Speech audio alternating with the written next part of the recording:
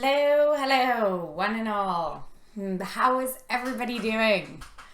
So welcome, Crafting Sunday stream, doing super fun armor building and tutorials and everything. So yay! So here we are. So first off, just wanted to say hello, and I want to know how your guys' weekends have been and what you guys have gotten up to. So let me know. First little just chats. Hey Scott, how you doing? Oh, I just want to make sure my sound's all good and everything. I'm doing a whole little unplugging of the microphone and stuff before I go on because of, I don't know, whatever's been happening like last time and whatnot. So, yeah. Morning. Good morning. Oh, look at what I did on the top there. I've got a little bar that goes across with like donation stuff and whatever, because now I can show who's done amazing, beautiful donations. Isn't that nice? I figured out how to do that. It was like super, I don't know. It's not supposed to be that complicated, but for some reason it was complicated to me. So got my nice little bar at the top. So yay! That's for saying thank you to everybody who's helped out and whatever with the stream. So that's wonderful. So I am getting all pro up in here, Eric. Look at that. Ooh, it moves. It's on my stream and it's moving. I mean, whoa. Like, this is intense. So, I just want to start off by seeing how everybody's weekend went. What did you guys get up to this weekend? Who did what? Aw, hey Dax, hello. Oh, that's okay. The gaming was just a nice sort of chill kind of thing. We're just whatever. Not doing cosplay stuff or anything, so, you know. Yeah, I like orange and purple. It's definitely the color streak scheme that I'm going for. I think they're cool. I looked on, I don't know, it sounds so stupid and nerdy, but they're complementary colors on a color wheel. So if you look at the color wheel, they're actually like opposites. So they're supposed to look really good together. So, or run to get a shower should be back. Okay, perfect. Aw, thank you for the follow. That's awesome. Milch bag. Thank you. I appreciate that. Oh, there's Zora. God, your chat text is always so bright. I can barely see. It's like white right now. So, yeah, so I hope you guys had a really good weekend. I was at the Kelowna Fan Expo this weekend. So I was a guest there and had to do all of the expected guest things, the judging, the whatever of the cosplay contest and stuff. It was good. I mean, I don't know. It's hard to judge contests because I hate having to determine, like, you know, say people's stuff and be like, oh, you're, you know, this is whatever. This is done this way or it's done this way. Because I truly believe that, like, cosplay is all about being unique and original, and you gotta, I don't know. Everybody has their own style and way of doing things. So, I don't know how I feel about it anymore. But, so you bailed last night, 16 hours awake with no food, and only that mocha. Yeah, no, that's okay. We literally went to the after party, had like a couple beers, and then ended up going to the zoo just for whatever, because Gladsy had never been to a place like that. It is more of a, for you guys chat, it is more of a exotic environment. If you know what I mean. So we just went there, said hey, had a little bit of, you know, fun. Hey, RPGesus, what up? What was your weekend like? So, today we're going to actually start doing building, and I'm going to, yeah, it is exotic. There's some exotic natures of things in the stream. More adult place. So, but sometimes it's super fun. Hi, Mode. How are you doing? So glad that you could join. Okay, So today on the stream, what we are going to be actually doing is we are going to actually start building, and we're going to be doing, I'm going to start off just with the breastplate because it's nice and easy and it's just good to show these steps, but this isn't about necessarily like making a breastplate per se. Like this will be a breastplate tutorial, but it's more so about showing the finer things of when you evolve onto your armor, of doing stuff like detail work, creating relief, creating edges, and doing those different designs that will give you a greater product in the end than if you were to just make something flat and not have dimension. So in the very first stream, we covered just what the materials are that we were using, what Worbla is, all of that stuff. Now in this one, in the second one, we did pattern drafting, and it was all how you create your Worbla patterns and everything. And then, yeah, I did just call you Mode because your name is, oh, it's modern. Yeah, I know, I don't know. It's just, I couldn't see. Yes, modern, I did say Mode. I'm sorry. I'm like trying to abbreviate everybody. It's like RPGs. This will be like RP, Eric Frost. I'll just say Eric. But yes, modern. Okay. Anyway, yes, I'm sorry, whatever face with question mark that is. So, oh, that's awesome. Castanet did something about the colonists. Great. But yeah, so we first off started with our Worbla explanation and what like the product is and how to be working and starting your armor stuff. The second thing that we did was we did our pattern drafting. So how to create your base patterns when you are going to be starting doing your armors. And then the third thing that we're going to move on with, and so that's why I said we're actually going to create a piece, is it's going to be how to, I think I'm going to use Snow White as my basis, but it's going to be how to do things like first off creating your Worbla base structure that you build off of, and then it's going to be talking all about making detailed edges. And if you can see, these are all separate pieces that are going on top that are doing relief. You can see on the, well, obviously the wings, right? All of the relief here, and you can see with the boob cup edges sort of right there that this is all elements of relief. These are multiple pieces that are put onto your base piece to give it a, oh, that's upside down, to give it a greater dimensional feel so that your armor looks a little bit more put together. Now, if you want to just do a flat base piece and then draw on designs and stuff, you can totally do that too. Absolutely. But this is sort of more about, you know, creating stuff that has this interesting aesthetic vibe to it and how you actually start doing detail work. I will show you exactly how I do all of these edgings and how I will pattern out on top of the base. So we learned about patterning yesterday, or last stream, last Sunday, we learned about patterning.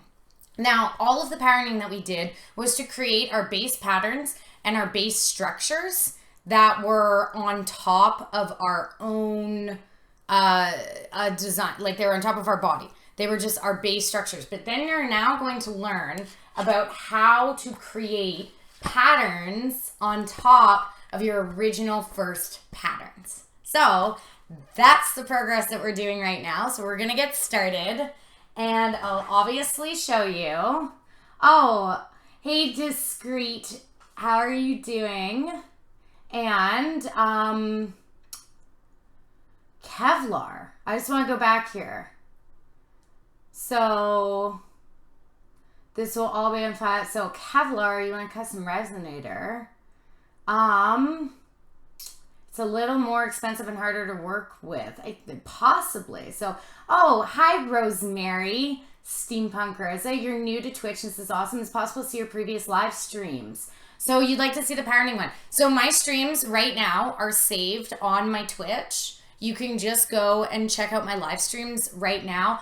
But you know how Twitch is, streams always get replaced and then they end up getting deleted and blah, blah, blah. So after that, you can just go check out my YouTube where I have uploaded. My YouTube's completely brand new. I haven't really done much with it, but what I've used it for right now is to upload all of my previous streams so that they can be viewed again and you can save them and keep watching them over again. So the patterning one, Rosemary, is a longer one, but it shows exactly how to do things. Like I said, patterning out that armor. Like, you know, patterning out, we did a helmet, we did a breastplate, we did a lot of things. So you can see here's the helmet, which I put on and show you guys. We did a pattern of this.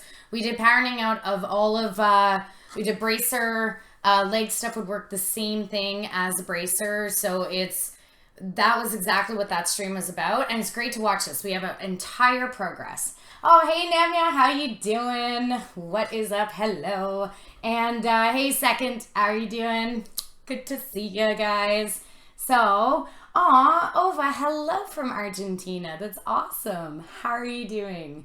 So, we're just going to get started. And the first thing that I'm going to show you, so we're going to do, like I said, we're going to do a breastplate today, just because it's sort of the easiest and simplest for me, and it has a lot of heavy detail work so that you can see exactly how to do these more complex designs here. So we're going to be using Snow White sort of as a base. And we're probably going to try replicating the Snow White breastplate just because there's a lot of these. You can see there's a ton of different relief pieces that are in here. Just like that. Especially on the boob cups, there's tons of different relief pieces. And there's also a lot of very intricate, more swirled designs that people might be a little more confused exactly about how you sort of get something that has this filigreed experience, right? Like that has this filigreed look to it.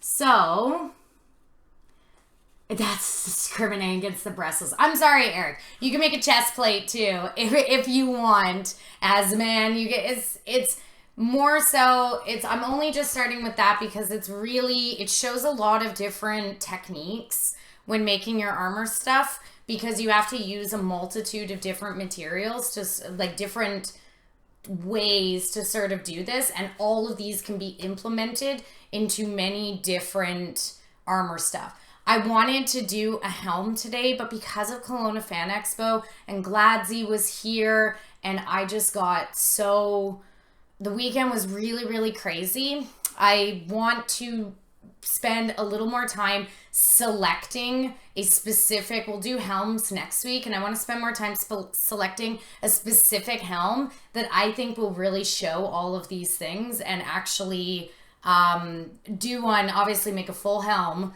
on stream next time, but really show one that I'm not just like pulling up out of whatever, you know. I want to take the time to actually do this right for you guys. So I just didn't have much time this weekend, so that's why we're doing breastplates right now and showing design work and how to get proper edging and filigreed and how to add relief to all of your structures. All this stuff goes for bracers, it goes for legs, goes for shoulders. All of the detail work and everything can be used on many different pieces. So, hello, Levinas, hello, I love you, you're amazing. So you're going to start crafting Jaina soon? Oh my God, you're so nervous about your first breastplate? Well, here, I'm going to build you a breastplate right on stream right away, and you can absolutely just use this step by step. I'm going to go through it step by step so that you can make sure that you're building your Jaina breastplate as good and as perfect as you possibly can. So we're going to do this, and then you can go back and you can watch this as you build it, and hopefully it'll be just like a step-by-step kitchen tutorial kind of thing. So, to start off, how much time does it take to make a full cosplay, Ova? It totally varies. It varies on the levels of design. It varies on the level of complexity that is within the design. But in general, like, I'll show you. Right now, if you really want to do it and you want to do it, devote your time to it and stuff, right now I'm going to show you how to make a breastplate or something, and we're going to do it together. So hopefully I can get a breastplate almost done. You know, it probably won't get completely done, but pretty close to having a good head start just in the stream right here. So we'll, you know, obviously stream for probably about 2 hours, maybe 2-3 hours, and you'll see exactly the process and everything that I go through. So the first thing that I like to always do, as I do with all my streams, thank you, or I'm so glad that you find this motivating and everything. So the first thing that I always do, oh, just an FYI, I will explain this like I always do. I go into my things. The first thing I'll show you is the materials list. This is the stuff that I am going to be using today. So my materials are scissors, craft foam, a pen, a protractor, masking tape, a heat gun, Worbla, rulers, a paint scraper, parchment paper, and X-Acto knives. There is one thing that I forgot to include on this materials list, and it is a styrofoam ball and some saran wrap. So styrofoam ball and saran wrap is the one thing that I just accidentally forgot to include on this materials list, but I will show you exactly what those are used for in a bit, and we will go over the explanations of it. So, thank you, Dava. I really appreciate that you think that this is helpful. So yes, so these are the materials list. Everything you can get, obviously except for the Worbla, is at your just local craft stores or your local hardware stores or anything like that. You can get scissors and craft foam just at Michael's and big rolls.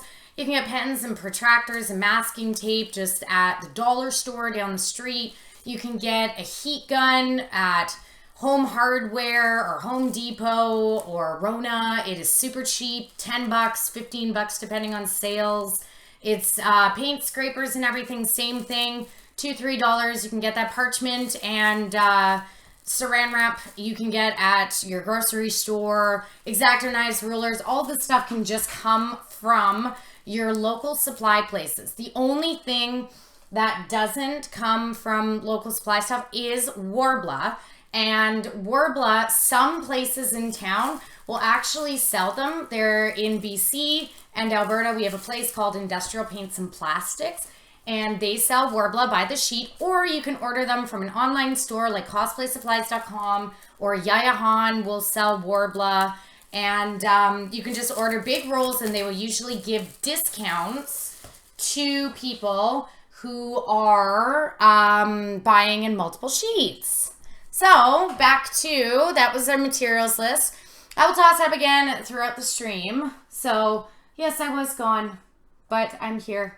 So, but I mean, you guys were able to hear me when the material list came up, right? Yes, my audio was there. Yes, materials. Okay. So, oh, we're being offered to be a mod for sure. Yeah, Dax, you can totally be a mod too whenever at times if you want to. So, yes.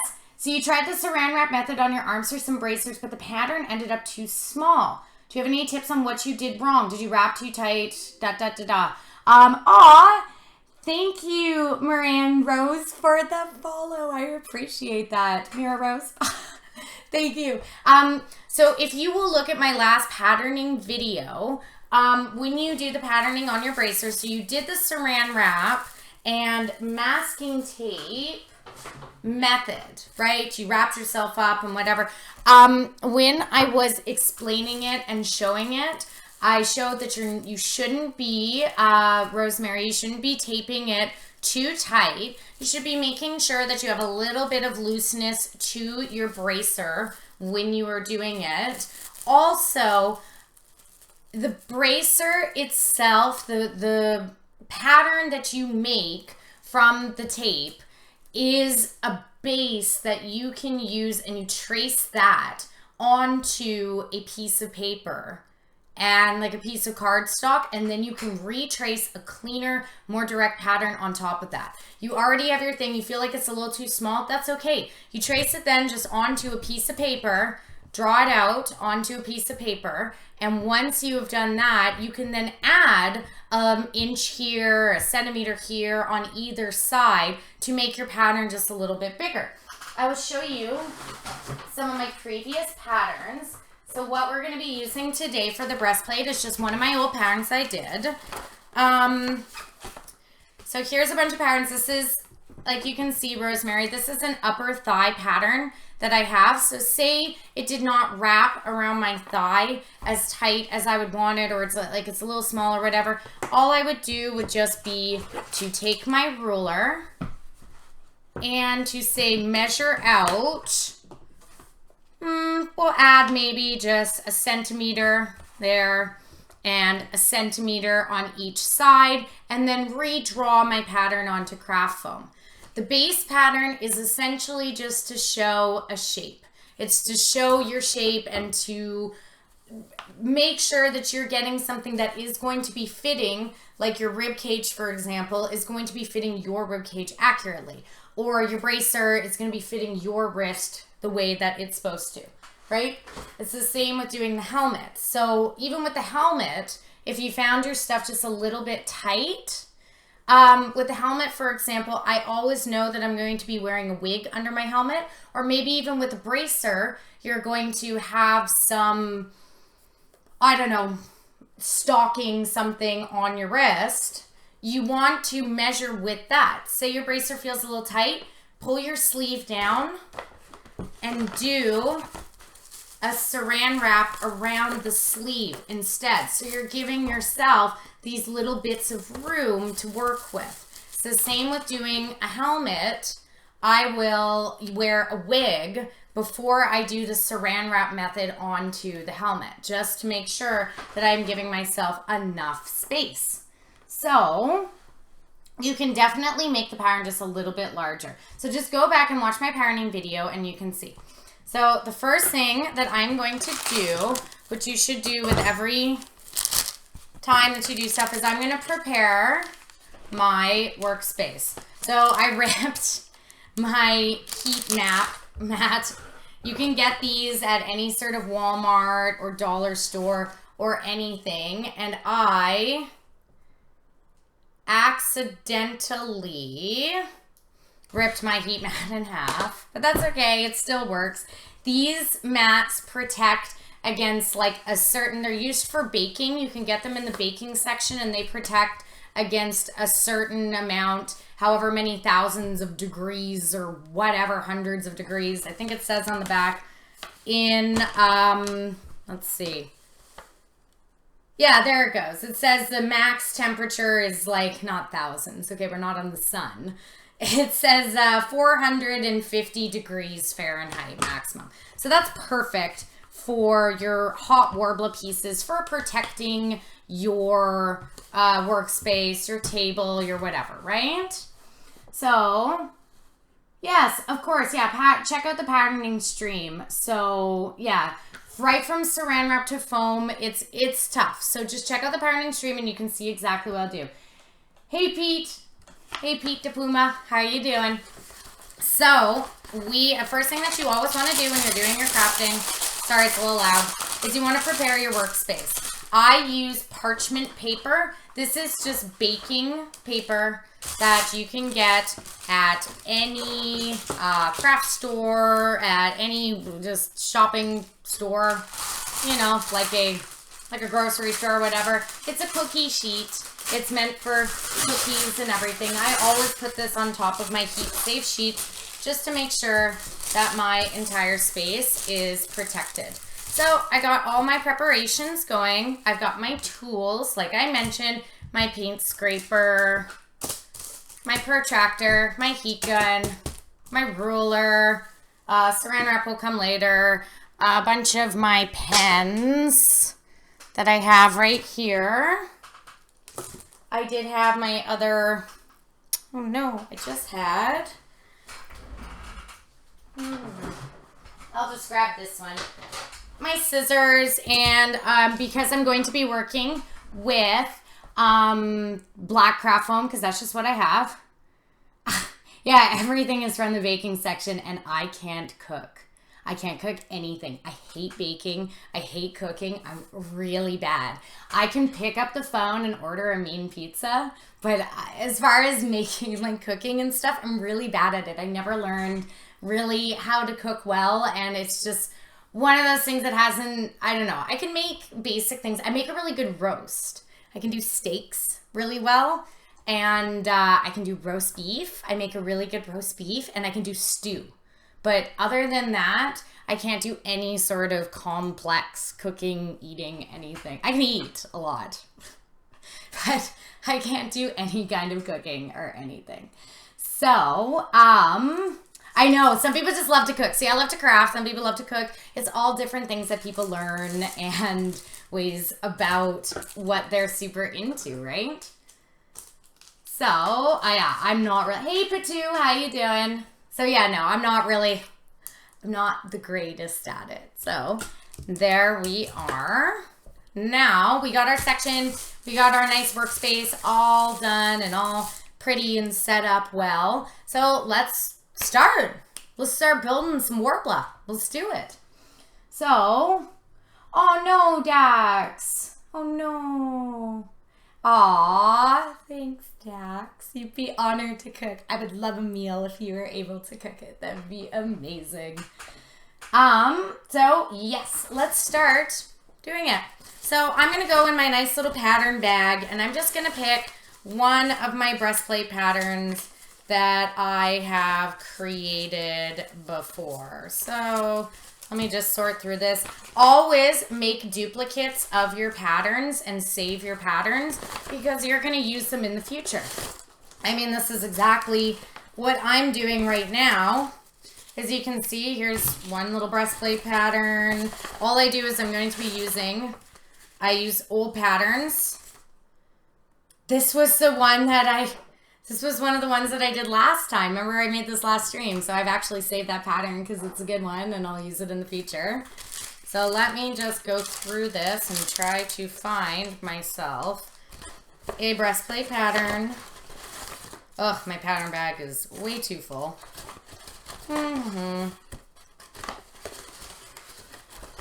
So while I am looking for one of my good patterns. Oh my god, that'd be amazing. You guys could cook me a meal and send it to me and I'll eat it on stream and be like, hey, I'm so excited and happy. Okay. So we use this. We got one right there.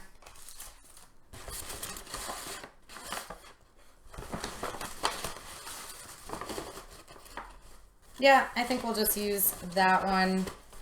It's super nice and easy. Oh, I like this one. Oh yeah, these bad boys right here. Yeah, 1 second.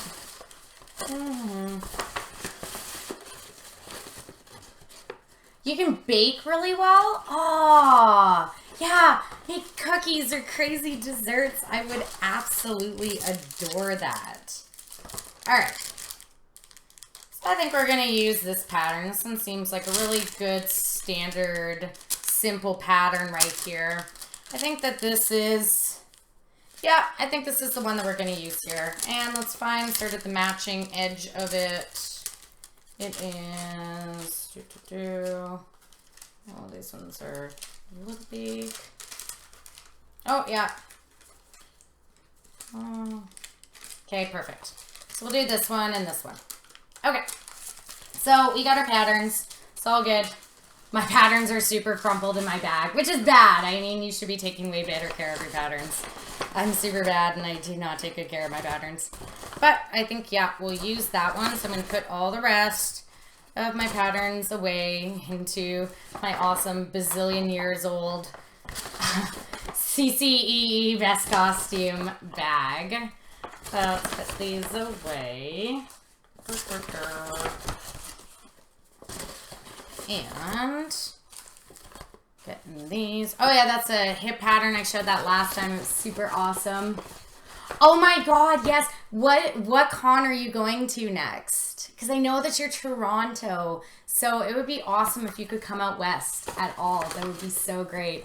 Aw, thank you so much for the follow. I appreciate that. Okay. Someone told me they're like, people don't normally shout out that, you know, whenever they get a follow and say thank you, but I like to do that and I like to say thank you because I think it's nice and I think that we really need to keep being polite in this world. So let's put these all away. Ominous patterns.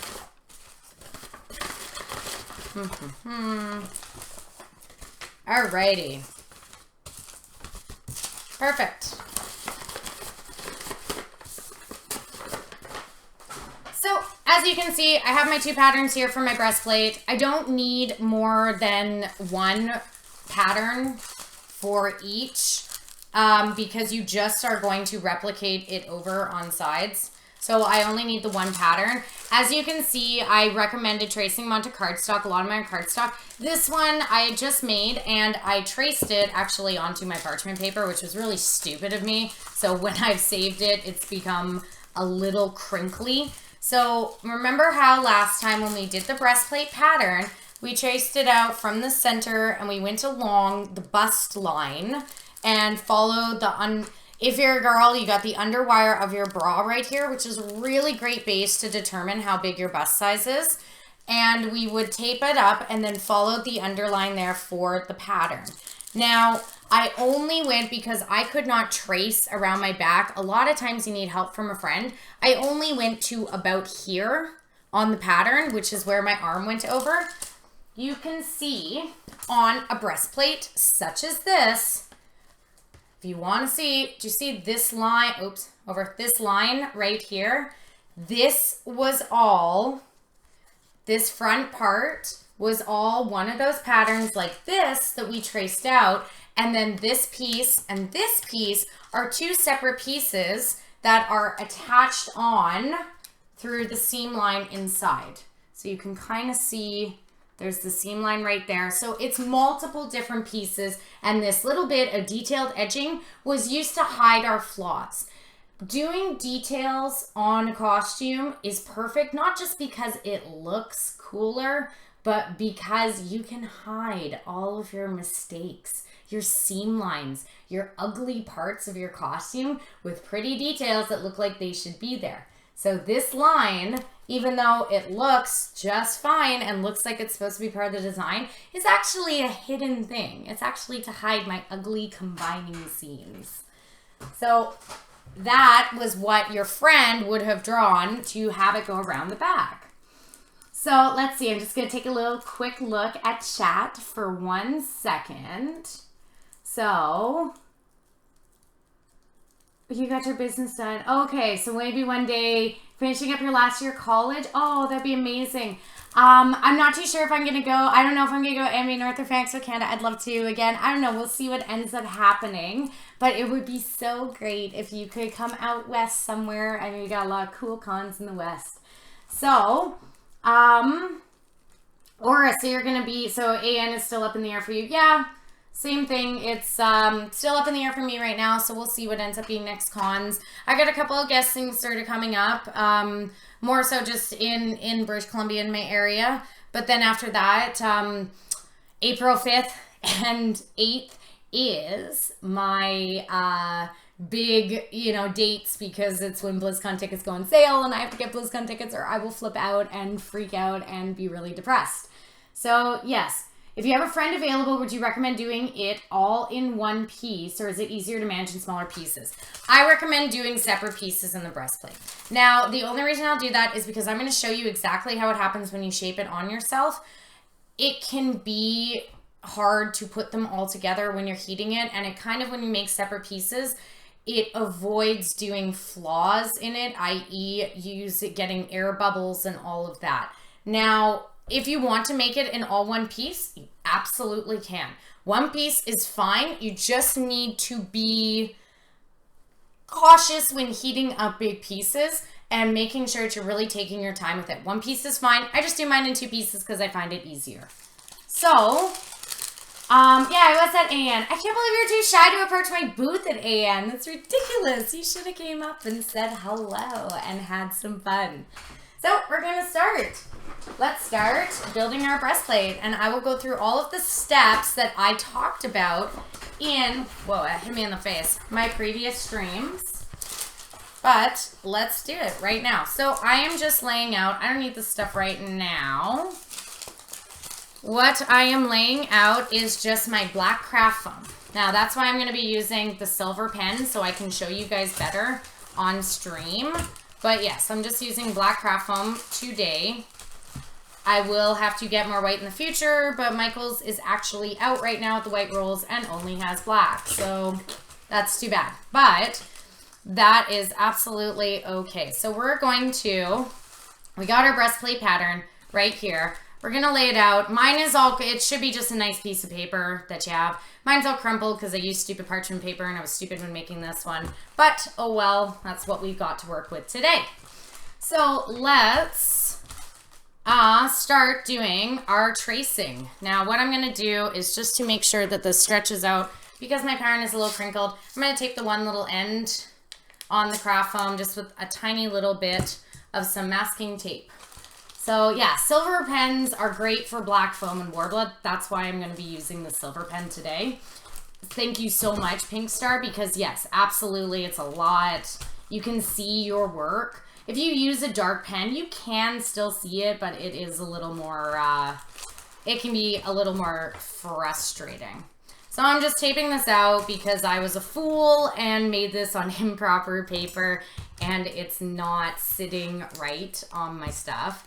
So I'm just going to take a nice little piece here, tape it out after I've done almost all my pattern. It'll be fine. I'll just, there we go.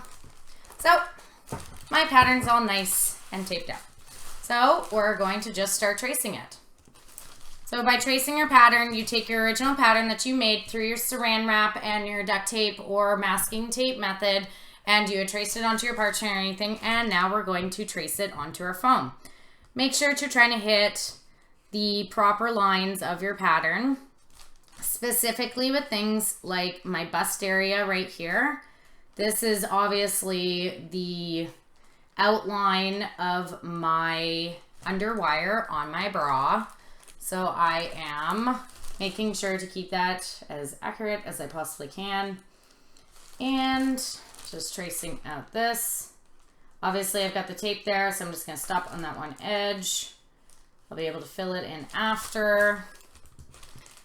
Going to the bottom. You can totally draw your breastplate patterns as much as you want. This one that I'm actually doing right now for Levena's, I think it was who said it, who is making a Jaina. This is a great pattern, just this swoop down here for a Jaina Proudmoore breastplate. If you were to do the Jaina Proudmoore breastplate, this is a great pattern for that. And I'm going to trace this right here. And this line. Now I'm just going to take this off because I can see. So even though I have my, let's see, that's where my masking tape was. I know exactly like how it's supposed to go down, and I can just draw my straight line to connect it. I'm not, you know, I can understand exactly where it really was supposed to go. So I've got my one side by breastplate pattern, and now I'm going to link up my part that was connecting to here. This one was to a different breastplate. So you can see this is actually my masking tape saran wrap pattern that I did make actually on myself. This was one that came off from the body. What did you miss? Are we talking about cooking? Yeah, we totally are talking about cooking. So, I'm going to just cut this just a bit. This is an old pattern that I think was for my barbarian or something. I don't quite remember, but it's just always good to have that. So there's this weird little tip there. I'm just going to cut it, and I'm going to line up to see how this is lining up here. Yep, that actually looks pretty good. I'm pretty happy with how that's lined up there. So this is going to be my back pattern like I showed you with the divisions how I have divided it into actually 4 pieces when creating a breastplate base. So this is my back, one of my back patterns. Again, these are harder ones to sort of lay down because because I didn't trace it onto a nice paper after that, but I'm going to just trace it out using my silver pen so that you can see, everyone on stream can see on the back. All right. And tracing just like so. Okay, so I have my 2 parts. These are my parts of my breastplate that I'm making. Now, one thing that I like to do, because this was the part that connected right here, is I like to make sure I don't get confused, and markings are very important. So I'm going to draw a little arrow just on this side. If you can see the little arrow right there, I'm going to draw the little arrow. Aw, thank you, Try our TR1 for the follow. I appreciate that. So I'm going to draw my little arrow right here so that I know exactly which way these are going to connect. This is connecting here. I don't need to do it on here because obviously I know that this is the center. They're totally different things. But when you have shapes that can kind of be similar, I mean, this is just a square, right? Your shape is very similar to itself. So you want to make sure that you're doing all of your proper markings. So, and I'm also going to take the time to mark my sides. So let's say that I want this to be, I don't know, I'll make this one my left. And then I'll put this one my left, right? L, left, left. It's just a way for you to make sure that you are being cautious and you are not, oh no, where did my cap go of my pen? And there goes my heat gun. Oh, there it is, perfect. Just so that you're cautious that you don't get your sides and everything confused. So, let's start it off. I'm going to cut these out.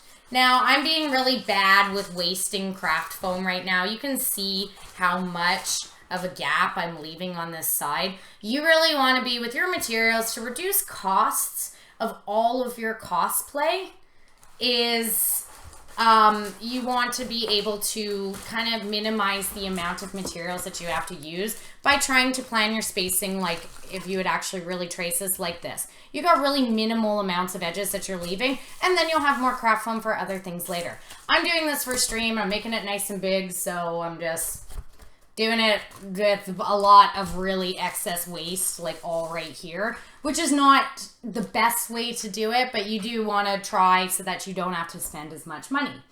So, the world's greatest detective, L. So, let's see. You're making a meal prep. Burry, you're making a meal prep for Monday to Friday while watching the stream. That's great. What meal are you prepping? I'm actually really curious. Is it something simple or are you doing something elaborate? So, yeah, you're making pasta tonight. I don't even know what I'm going to do for dinner tonight. I haven't eaten yet. All I've got is my Dr. Pepper right here. But I don't know. I was really exhausted today after the con, so I just took a really chill day. I laid on the couch. I played some Hearthstone on my phone. I was over it. So, taking a nice little sip of my Dr. Pepper. So the next thing I'm going to do is I'm going to cut out my patterns. Now I need these again and I'll need the foam again because this needs to be retraced. So I'm just cutting out my nice little patterns right now. Now when I cut out my patterns, like so the bottom one you're going to see, I'll probably cut on the outside of the silver line because I just chose this pattern randomly, but for this I want a little bit more length in there. But when you are cutting, because you need to remember that your edge is here and your marker or whatever draws over top. So when you are cutting your stuff out, cut on the inside of your marker line so that you are getting as close to your original pattern as possible. So what are you I missed what Buried Fire is making. What is he making? Is it actually venison? I've never had venison before. I've had bison, and I have had duck. I've had bison jerky and stuff. I've had, I think that's all for, I've had buffalo, but I think buffaloes and bisons are the same thing. Or maybe not. Maybe that's awful. So, yes, I have had only, that's all I've had as far as game meat is considered. I've never really had venison, but I know that there's a lot of really good restaurants, especially in places like Banff and Jasper, which is the Rocky Mountains, that have all sorts of venison stuff, and it's actually supposed to be really, really good. So it's one of those foods that I really would love to try at some point. So, Munis downtown has elk stew. Seriously, Ziki? I've only been to Munis a few times. I love the idea of having this sort of Game of Thrones style place with board games and all of that really cool stuff. I love that. I love that they actually brought a place like that into Kelowna. Now, I have not had their elk stew yet. I would like to try it, but maybe I'll go there. Maybe I'll go sometime this week. Maybe we should have like an Okanagan cosplayers get together or something. That would be really nice. And we could all go to Munis and play board games and talk about cosplay. So if there's any Okanagan cosplayers watching the stream right now, let me know if that's an idea that you would be down with. So Rosemary, so you're making banana oatmeal berry cookies? Wow. With no butter, flour, or sugar. That is so interesting. I am not a good baker, so I don't really know how that stuff is supposed to work. But I assume that when you're not doing things like that, they're probably so much healthier and better for you. All right. So I've cut my pattern pieces out. So, is that, okay, so it says Enira. I'm curious. Oh, so you travel for this get together. Okay, so I was going to say, so you live in the New West, but you grew up in Penticton. Oh, that would be awesome. I would love to have like a get together, a meetup and everything. That would be amazing. So if we could just like do that, get some elk stew, have some fun times. All right, so this, I just need to trim this. I wasn't very good with cutting on my silver lines. So, got distracted by chat and talks of venison. So you can see I have cut my pattern pieces out. If you look, I am checking it out right now. Look, I'll do this flipped around like this for you guys. So you can see they meet up right there at the center perfectly. Awesome. Good times. We got this. Now you can see that the line as well here, this line of the breastplate just follow nice up in here. So we've got our one-sided breastplate pattern. Just gonna go check this out. I'm just looking at my Snow White to see how close that I got to the Snow White pattern. Yeah, close-ish. It's a little thin. It's a little smaller than the one that I've done, but that's okay. We're just showing a breastplate and how to do some stuff. So this one will work just fine as a breastplate base. We'll do some cool little designs and everything that we'll show on top of it. Let's see. How long have I been, discreet angle, how long have I been cosplaying? I've been cosplaying for about 4 years now or so. I've made a lot of really cool things. I love it. I love the community. It makes me so happy to do stuff. Like, this community just is the most amazing and wonderful. Oh, I think this is actually, Now that I'm actually looking at this, oh yeah. So you can see this pattern that I found in there is actually my Paladin armor pattern. I was wondering what armor this came from, but I will try and show you this. So you can see that's actually my Paladin armor pattern, the one that I found in my bag. So cool. We got Paladin armor stuff. Awesome. Yes, I've been cosplaying for about 4 years. And, oh, you think that I've improved in such a short time? Thank you. Yeah, but see, this is the thing, and this is the point of me doing these crafting streams and stuff to show you guys, is that if you think I've improved in such a short time, yeah, but you guys can as well. I learned everything about this stuff from the internet. Just, you know, that's it. Just straight up went on, taught myself how to do things, taught myself how to make patterns, taught myself how to start to do this stuff. And, you know, you guys can do it too. You want to push the level, you want to start making big armors, you want to start doing this stuff. It is so easy. I can totally, if I can do it, you guys can do it too. And right now, here is a step-by-step of how to make a breastplate. You recently came across my Instagram, decided to watch me there. Oh, thank you. I really appreciate that you're coming here from my Instagram. That's awesome. I love being able to connect with everybody in the community. So I totally appreciate that. And thank you so much for joining. Do I watch anime? Yes, I do watch anime. I haven't watched an anime in actually quite a while. The last one that I got super into was Attack on Titan and Kill la Kill, and then I was very excited for Attack on Titan to come out season 2, and then it just took forever and so long, and I sort of got out of it. I have seen a little bit of Yuri on Ice, and I know that it's supposed to be like just absolutely mind-blowing and amazing, but I just haven't dedicated myself to it as hardcore. I do really like anime, but I just haven't gotten into one lately, so any suggestions would actually be great. And modern, I do not think that I have underestimated your ineptitude. I know you can do this stuff, and I know all of you can do this stuff.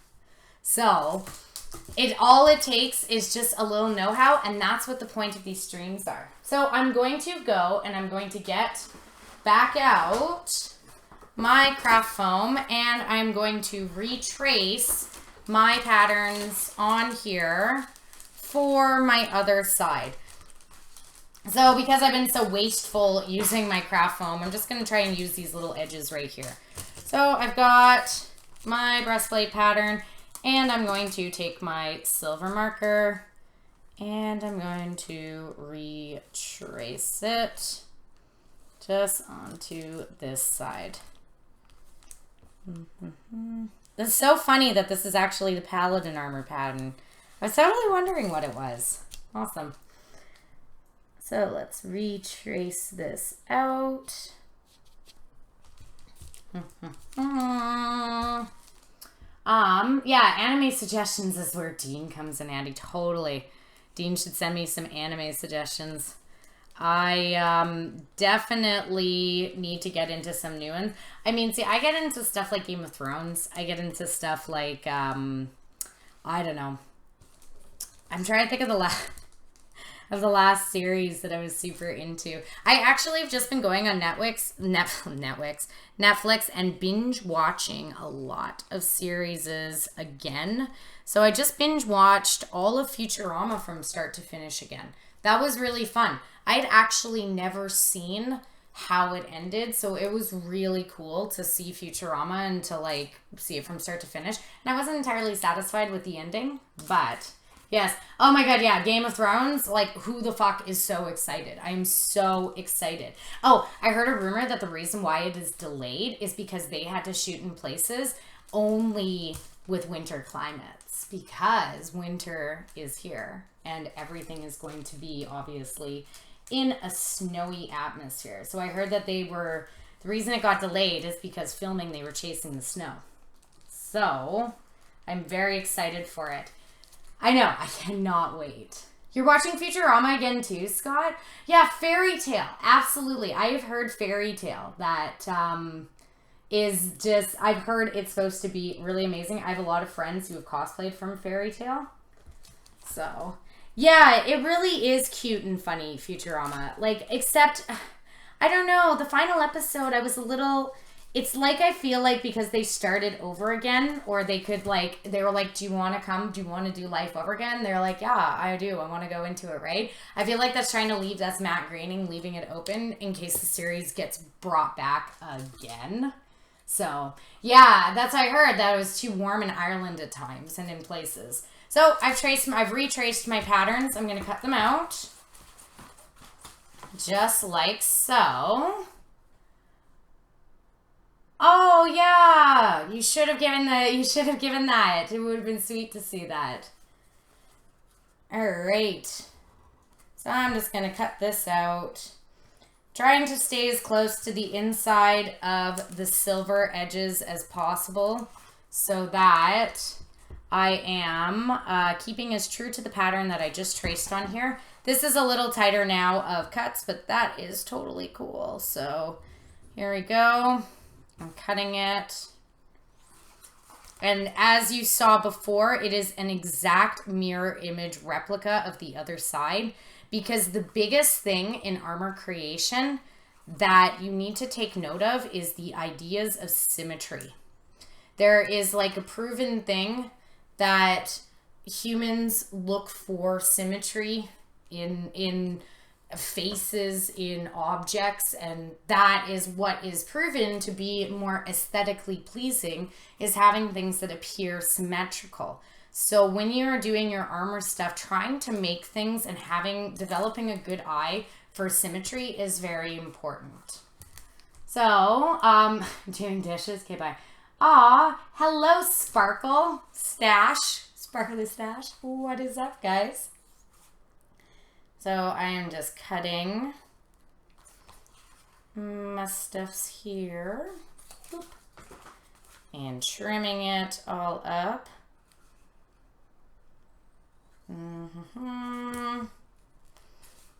Second side of my breastplate stuff. Once again, Chad, I'm going to have to actually form this on myself, so you will see what it's like to do Worbla forming. And all of my stuff that I have discussed before, i.e. things like the sandwich method, are in my previous streams. So my introduction to Worbla and thermoplastic stream, i.e. talking about the sandwich method and everything, is still saved on Twitch right now, or you can go onto my YouTube. So all of the techniques that we learned before all of this chat is what I'm going to be using today to be creating this breastplate and breastplate base. So there we go. We have our pattern pieces. So I'm going to flip this one over since we have these matching sides here. Turned over like this. F and lead. Carousel, because it's a mature series. Well, that's okay. I'm a grown up, so I'm sure I can handle the maturity level, but I will definitely have to check that out. So, yeah. So if you just want to check out all of Worbla Looks Slightly Intimidating, this is what this series is about. This is what these how-to cosplay show is about, to show you that Worbla is so not intimidating. So what am I making? I'm making K-pop star Hari. I'm making a breastplate just on myself. It's not a specific costume. I'm just going to be probably replicating sort of my Snow White breastplate or something, just to give an idea of how this is a tutorial based series, K-pop star. So I'm going to be, this episode today is showing how to make your Worbla breastplate bases, and then how to start adding different layers of relief and patterning on top and doing filigree details. We will make a full costume that we'll do together. Like, I'll pick something and I'll do it for you on stream and whatever. But every episode here is sort of just trying to learn about stuff. So let's see. Do I prefer black or regular Worbla? For adhesion factors, I probably prefer regular Worbla. Black Worbla, you should watch my first video that goes over all the pros and cons of the different types of Worbla. I probably prefer brown Worbla just because it's more adhesive. Black Worbla is smoother, which is nice. But today, I am actually going to be using black Worbla because all I have is a roll of black Worbla. So it is a black Worbla breastplate today, even though I would prefer to be using brown. Just because it's what I have lying around, and so I will do brown as this progresses on and I go and pick some up. I've just been so busy with the conning and everything that I haven't gotten around to going and getting another roll of Worbla from Industrial Paints and Plastics.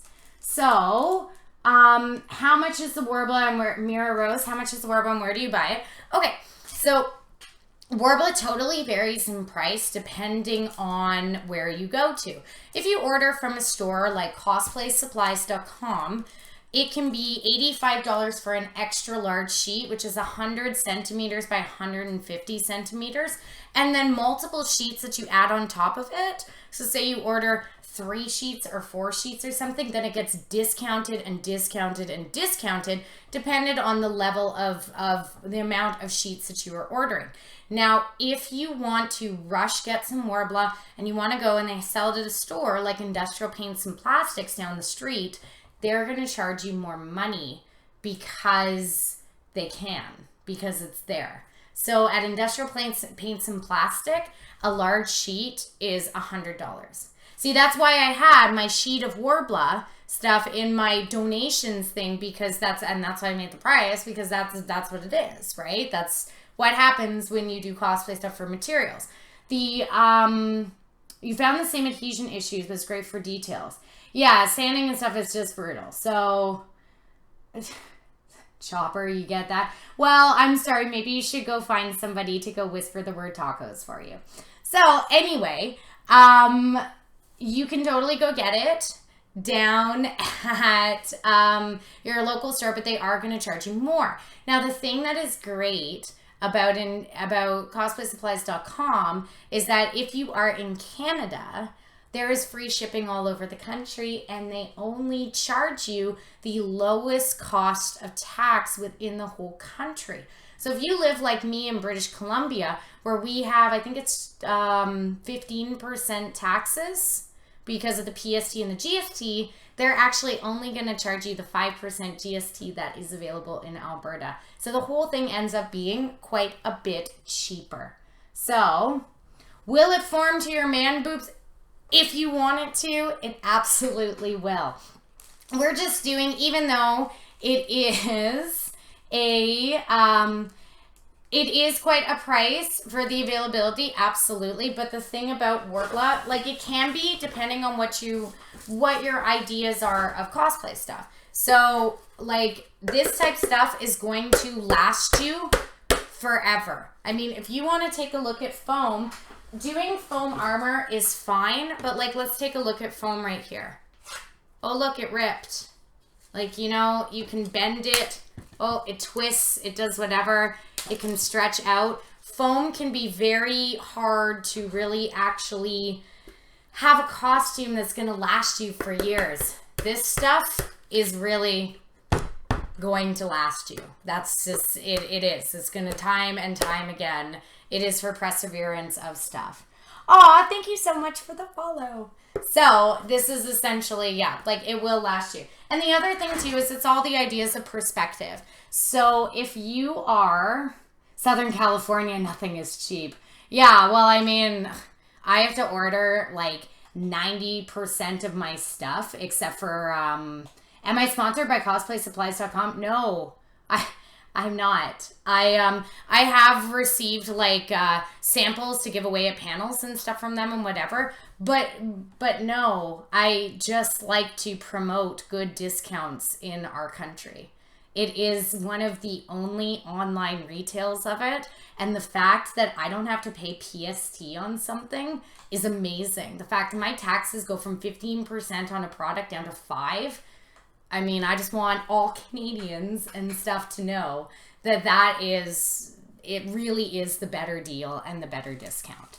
So, yes, it can be expensive as well with certain things, but when you think about it this way, if I were to order a wig from Arta in the States, which is one of the #1 cosplay suppliers of wigs, like, that people order from, a wig will cost me $50 American, for example, one of their wigs plus shipping. So it's bringing it into, you know, 50, like $60, $70 American, which at the end of the day is going to end up translating into Canada, because their dollar's so poor, into almost $100. So a wig for cosplay is like the same as a sheet or as a roll of Worbla. You know, that's cosplay. It's not the most frugal type hobby. However, what I'm trying to show you guys, by using your supplies properly, by going to the dollar store and paying $1 for your masking tape, by getting your stuff, oh, thanks so much for the follow, by getting your stuff for cheap and going just like, you know, Silver Pen, dollar store, there are ways that you can cut costs with your cosplays. So yeah, and ordering in bulk usually makes it cheaper. So it's great if you have, say, cosplay friends in the city and you're all planning on making armors. You say, we're going to order bulk, and you're going to end up saving $20, $30, $40 on your orders. 50% is also in Quebec and a few other provinces. Absolutely. So there you go. If you're ordering from Quebec, you're not paying 50% from this online company. So you're paying 5%. And that's why I try to promote this for Canadians. Also, just a little note, and yeah, dollar store is absolutely for sure. And so, oh yeah, Warhammer stuff, totally, right? Painting and doing little figurines. Oh my God. I used to do that in high school. We would sit with our friends and we would actually have all of our little Warhammer pieces in our whole little grass setup. And I would sit there and paint little Warhammer stuff on a Friday night with friends, having like, you know, coolers and stuff. It was pretty, that was some of my high school life. So, yeah. So I'm so happy that you were able to follow. And yes, the dollar store is absolutely amazing. So like I said, yeah, Warhammer, totally. K-Foster, all right, you went to your panels about Worbla and costume design, Anime North, and Fan Expo. So you started making your own costumes with Worbla. It's turning out great. Thank you for the tips. Amazing. I am so glad that I was able to help you through my panels. This is why I'm doing this web series and the show, is because it's like going to a panel every week. It's being able to offer a panel type environment, a webinar type environment, so that you're able to learn like you would through a panel.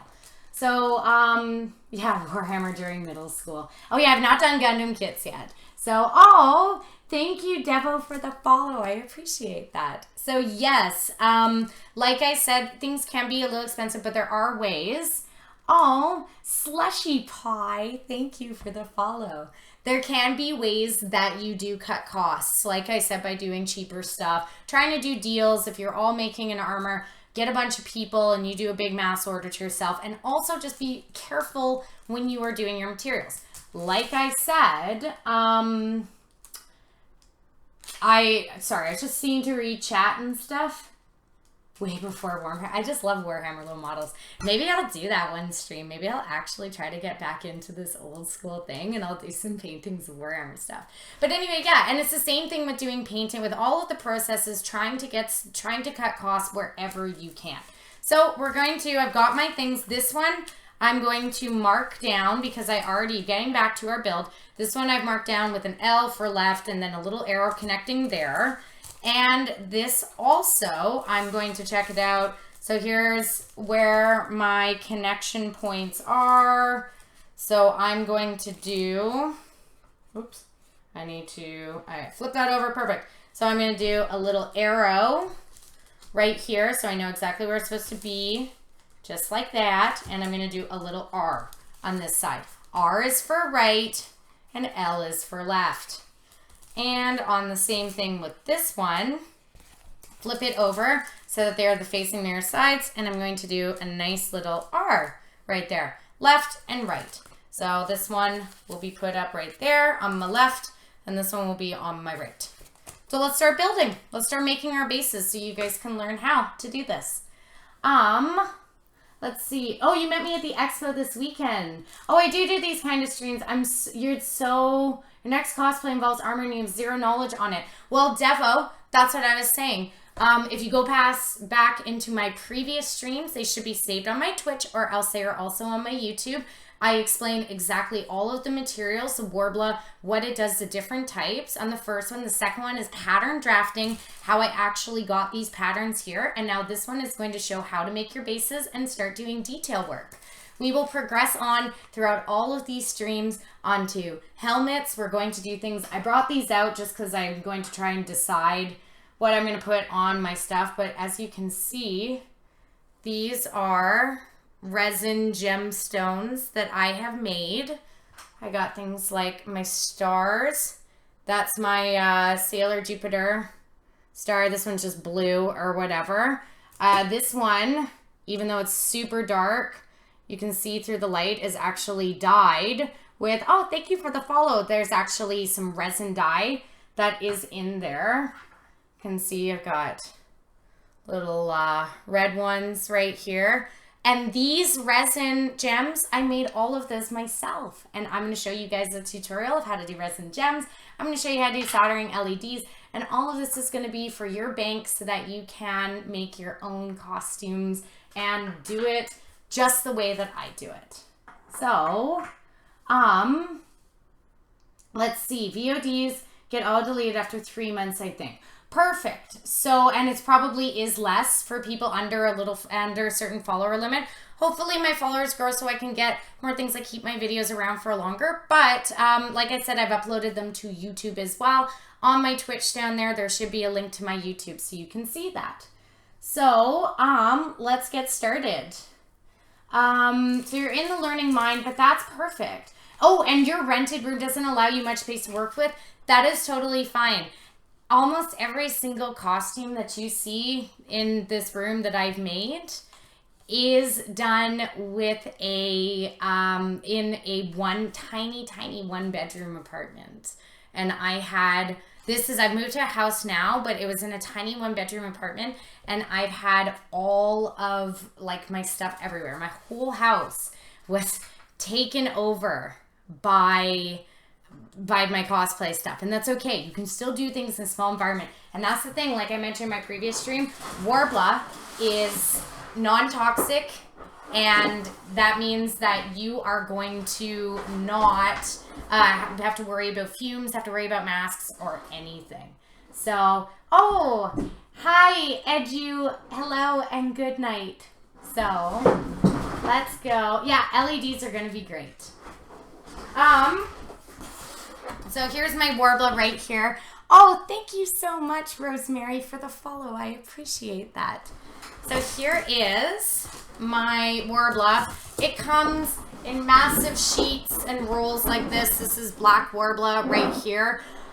I shouldn't be doing what I'm just about to be doing, but I'm going to cut a big section off to make my pattern, to make my Worbla side pieces. Please don't do that. Try to use as much space. Do it on the floor, but only for the sake of stream, so I can have it on my nice little camera table and you can see I'm going to be cutting a big piece off. Please do it on your floor. Do it quite, yeah, it's very large. So, oh yeah, you're scared the dogs are going to eat Eva foam. So Worbla is non-toxic. If you do have like a cat or a dog or something that comes up and chews on your Worbla, they will be fine. Like, it's made of a non-toxic glue and shavings, like wood shavings. So, do I do live workshops? That is sort of what I'm doing right now, is kind of a live workshop on making a breastplate and doing your very first step of making your Worbla armor bases. This is my trying to do a live workshop right now in Twitch setting. Do I do actually like webinars and stuff? This is what I'm hoping that this ends up being. If people were really interested, I could even host a private webinar at some point, maybe through something like a Patreon, something or whatever. Is say you wanted one-on-one advice and I would take you through the steps of the specific costume that you're making. I could do something like that, but I don't know. I don't have a Patreon. I don't have any of that stuff yet. I just want to be sharing this with you guys. So let's do this. I'm going to cut off. I shouldn't be doing this. Again, please don't do this. But I am cutting off a piece right here of my Worbla. Just so that it is smaller for you guys to see.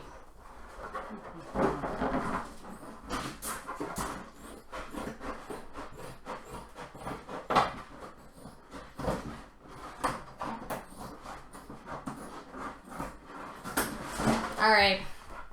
So I've got my big piece of black Worbla. Seriously, I normally wouldn't do that. I wouldn't cut a big sheet like this. I would leave it on my sheets to make sure that I'm utilizing the best. As you can see with the big sheet of Worbla, there's one side that's shiny and there's another side that's more matte. This is black Worbla that I'm going to be using today. And it really doesn't matter which side you're adhering to. I usually do shiny to shiny, but it really doesn't matter. Like, they all have glue in it. When it gets heated, it all gets activated.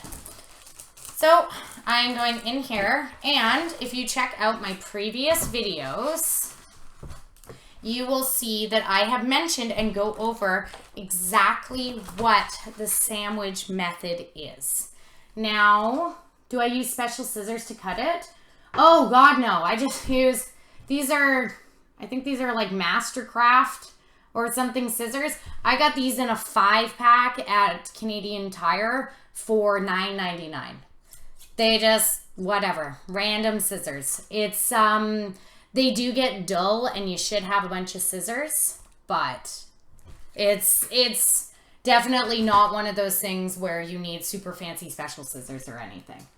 So it would, oh no, we were going to do like an online kind of like seminar sort of thing. But yeah, probably not local interest as far as panels are considered. Yeah, they just got to be, they are big scissors. They just got to be, oh, thanks for the follow-up. They just got to be strong. They don't need to be something special. Like, I know that a lot of people, when you're working with fabrics, they recommend that you buy those really special, super all steel, like stainless steel fancy fabric scissors, and those can be like $50 for a really good pair of scissors. And this, I'm saying 5-pack $9.99, you're fine. You will be fine. Try to cut as many corners as far as costs is considered as possible. So does it come in different sizes? Oh, does it come in different millimeter sizes like thickness? No, it only comes in one thickness, which is why we use the craft foam as bases for our armor, so that we are adding thickness without doubling up layers of Worbla. You never want to, say, make a breastplate thing with 3 layers of Worbla. I told you what the price is for a sheet. That is going to just be wasting all of your money. Take tips and tricks and use just one sheet right here, and don't use like 10 sheets to make a breastplate. That's ridiculous. You're going to be wasting your product. Use craft foam, and craft foam is super duper cheap. So no, it doesn't come in different millimeters. That would be very cool. But, oh, I missed what Valisa's comment was. So, yes. It, what would be difficulty, whatever. So, like you remember, last time we did the sandwich method. So, we need to have 2 pieces, one on either side, that sandwich the Worbla in to make our nice piece. So let's get started. So I'm going to start with my tracings. You need 2 pieces for each pattern. So going to start, I trace, you need to give yourself, like we said, remember, a little bit of seam lines and room. So see, I've added some seam lines that are in there so that I have some seams to sandwich my pieces together. So like you can see, I'm adding a little bit bigger than where my actual edge is, so that I'm giving myself some nice seam lines there. When you get more experienced with Worbla, you can make your seams smaller and smaller, because you're going to know how the material is going to react and exactly how to sandwich things. So we're going to do this. So I've got left 1, and I'm going to do my second one. See where I'm placing it? I am trying, let's do it, yeah, we'll do it just about right here. I'm trying to utilize as much space on my Worbla sheet as possible so that I am not wasting Worbla and having to spend more money. We are all about trying to cut down costs as much as possible. Like, you know, I'm I'm an elementary school teacher during the day. I do not make millions and millions of dollars. I make a small teacher's salary, so I don't want to be spending a lot of money on my cosplay design. So here we go. I am tracing it out just like so. You can connect your pieces as well. So right there, as long as you're not overlapping lines, I am trying to be as efficient with my pieces as possible. That's my left 2 piece. And let's do the next one. So here is my, trying to be efficient with my saving Worbla. So here's my right one. We're gonna start this one. Got all my pieces going out here. Visitors is local to Annie and you want to see her there, you could always send her a message on Facebook for an link. Yeah, absolutely. Does the Worbla look tasty? Only the brown Worbla looks really great. So, oh no, you gotta, come on, you gotta start making costumes. We're doing this together. Instacup noodles. There's this weekend I saw someone as 10 from America Opens Glute Fest and Mom. Oh, you're in Vancouver, Valesi. Okay. So yeah, it would be really cool. Like, I'm in the Okanagan, so I would love to do meetups though, especially for more like local Okanagan cosplayers. It would be really amazing to do meetups so that we could actually like get a little bit more of a community feel kind of going. So this is going to be my right one. And I'm moving this over. You can see where my pattern pieces are sort of going. And I'm going to do, so this one was like that. And I'm going to do one just right here on this edge. It's a lot. When you have complex shapes, you end up having a little bit of gaps in your Worbla stuff. But like I showed in my very first Worbla video explaining about the materials and everything, you can use your scraps again to make details, to make spikes, to do little skulls, to do any kind of detail work that you would like. You can actually roll up your scraps and reuse them. So always save your scraps. I have big scrap bags. So this is right 2. So I've got my left one, my left 2, my right one, my right 2. 2 little patterns here. And let's do the rest of my just little square patterns. These ones are a lot easier to line up and to save space with. As you can see, I'm trying to move this over just slightly. Would love it if this stuff was not on top here. So, as you can see right here, it's a lot easier to line up square patterns and to actually save space. So what we're gonna do, oops, it's hitting my mic. I'm gonna do this one right here. I'm just using the corner as an edge. Doot, doot. This is left one, flipped it over. It's way, way easier to do these ones. Left 2. Same thing with the right. I'll have to do along here.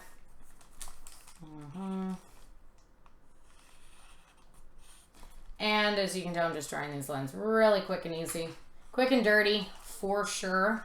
This is going to be right 1.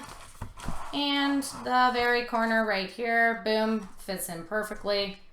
Oops.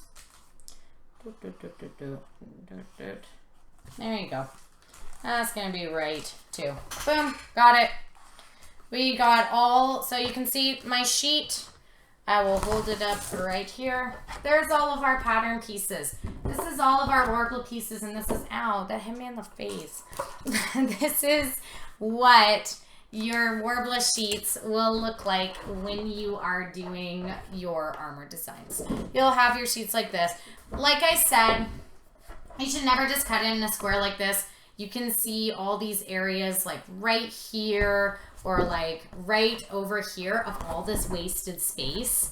like especially big gaps at the top. I'm doing this for the sake of stream to save time with my placements, but seriously, work really hard to make your placements as space efficient as possible, because the more Worbla you have, the less Worbla you have to buy.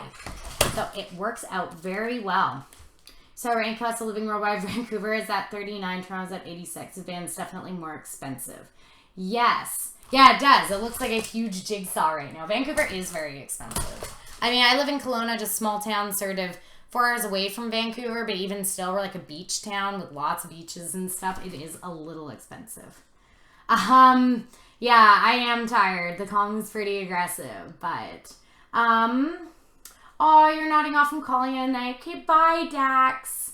Send me the anime recommendation on my Facebook. That would be great. Good night, Dax. So I'm just a little hot right now. I'm taking my sweater off because the heat gun's going to get started and kind of get a little loud and a little crazy up in here. So, yeah, I think everybody's pretty tired from the con last night. Yeah, there's like actually beaches downtown in Kelowna. Kelowna is like, it's like when you see those movies about beach towns and like, you know, everybody's all pretty and going down the beach and going in Jeeps without tops on. That's exactly what the city is like. It's super weird, but it's actually lovely in the summer. So I have all of my pattern pieces right here. And, do my kids know that I cosplay? I'm a substitute teacher, not a, like full-time teacher. So I'm in and out of classrooms. So I teach in like, there's about 30, 40 schools that I'm in all the time. And so if you want to times that by having 20 classes in each thing, I mean, that's a lot, right?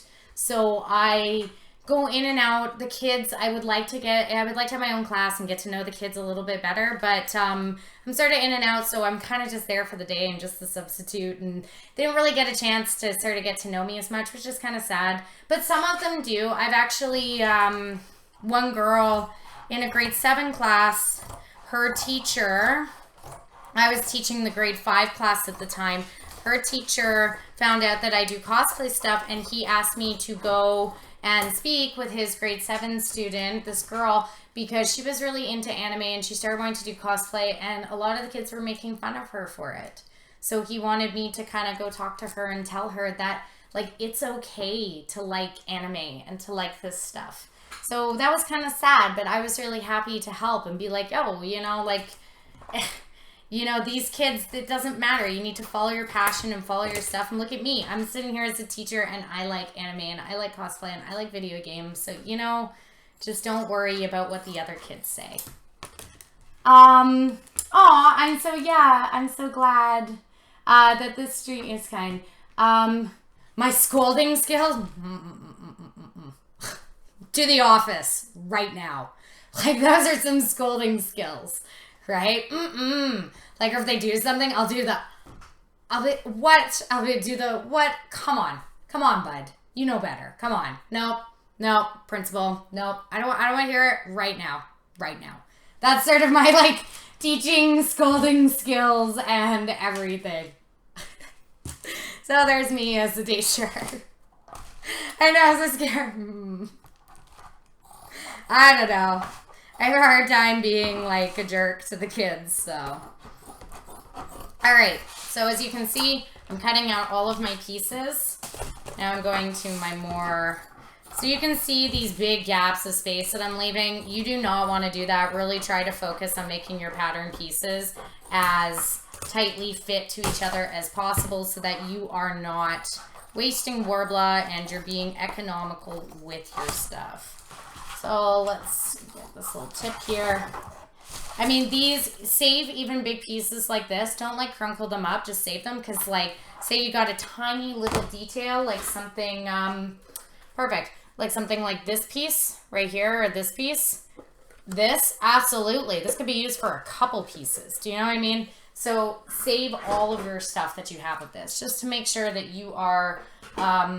getting the most bang for your buck when it comes to cosplay. Because Like I said, cost is something that every costume I want to keep down what the cost is. So I am just cutting out all of my patterns right here. Sorry, chat. I'm just going to have to look away for a minute while I'm doing all of my cutting. Alrighty. Got my other pattern piece right here. Trying to look at chat. Too sweet to yell at the kids. Yeah. I don't know. Let's see. Get there. Is painting challenging? Absolutely. Like, and I will get to all of those things later. I mean, this is a progressive thing. This is like a show that you go to, right? When you're doing, like when you're making something, right? When you're making a cake or something, you need to learn how to whip first. You need to learn how to crack an egg first. That's what the process is. You don't become a great cook overnight. You go to school and you learn all sorts of different techniques. That's what the intention of this is. I'm not trying to say this is school. The intention is to learn and to develop yourself as a cosplayer so that you will be able to do all of these things and make costumes exactly like I do. Because it's super duper easy. I mean, you know, you look at some of my stuff, right? Like, looking at it, like my Sailor Jupiter breastplate, looking at it, you might be like, oh my God, that is so hard and crazy to make that. How do I make something with all of these reliefs and all of these details and everything? Well, I'll show you how to make the star just like that. I'm going to show you right now how to start doing reliefs and how to start doing detailed etching on there. It really is so easy once you learn just the basics and the skills to be doing it. So, yay, Jupiter, yay! It's an interactive show. Yeah, it's like watching a show on TV that's like an instructional show, like a Bob Ross or something like that. And I know I just called it a Bob Ross, but at least you've got the ability to chat and to ask questions so that you can try to get a greater understanding of what you are watching. Okay, so we got this one.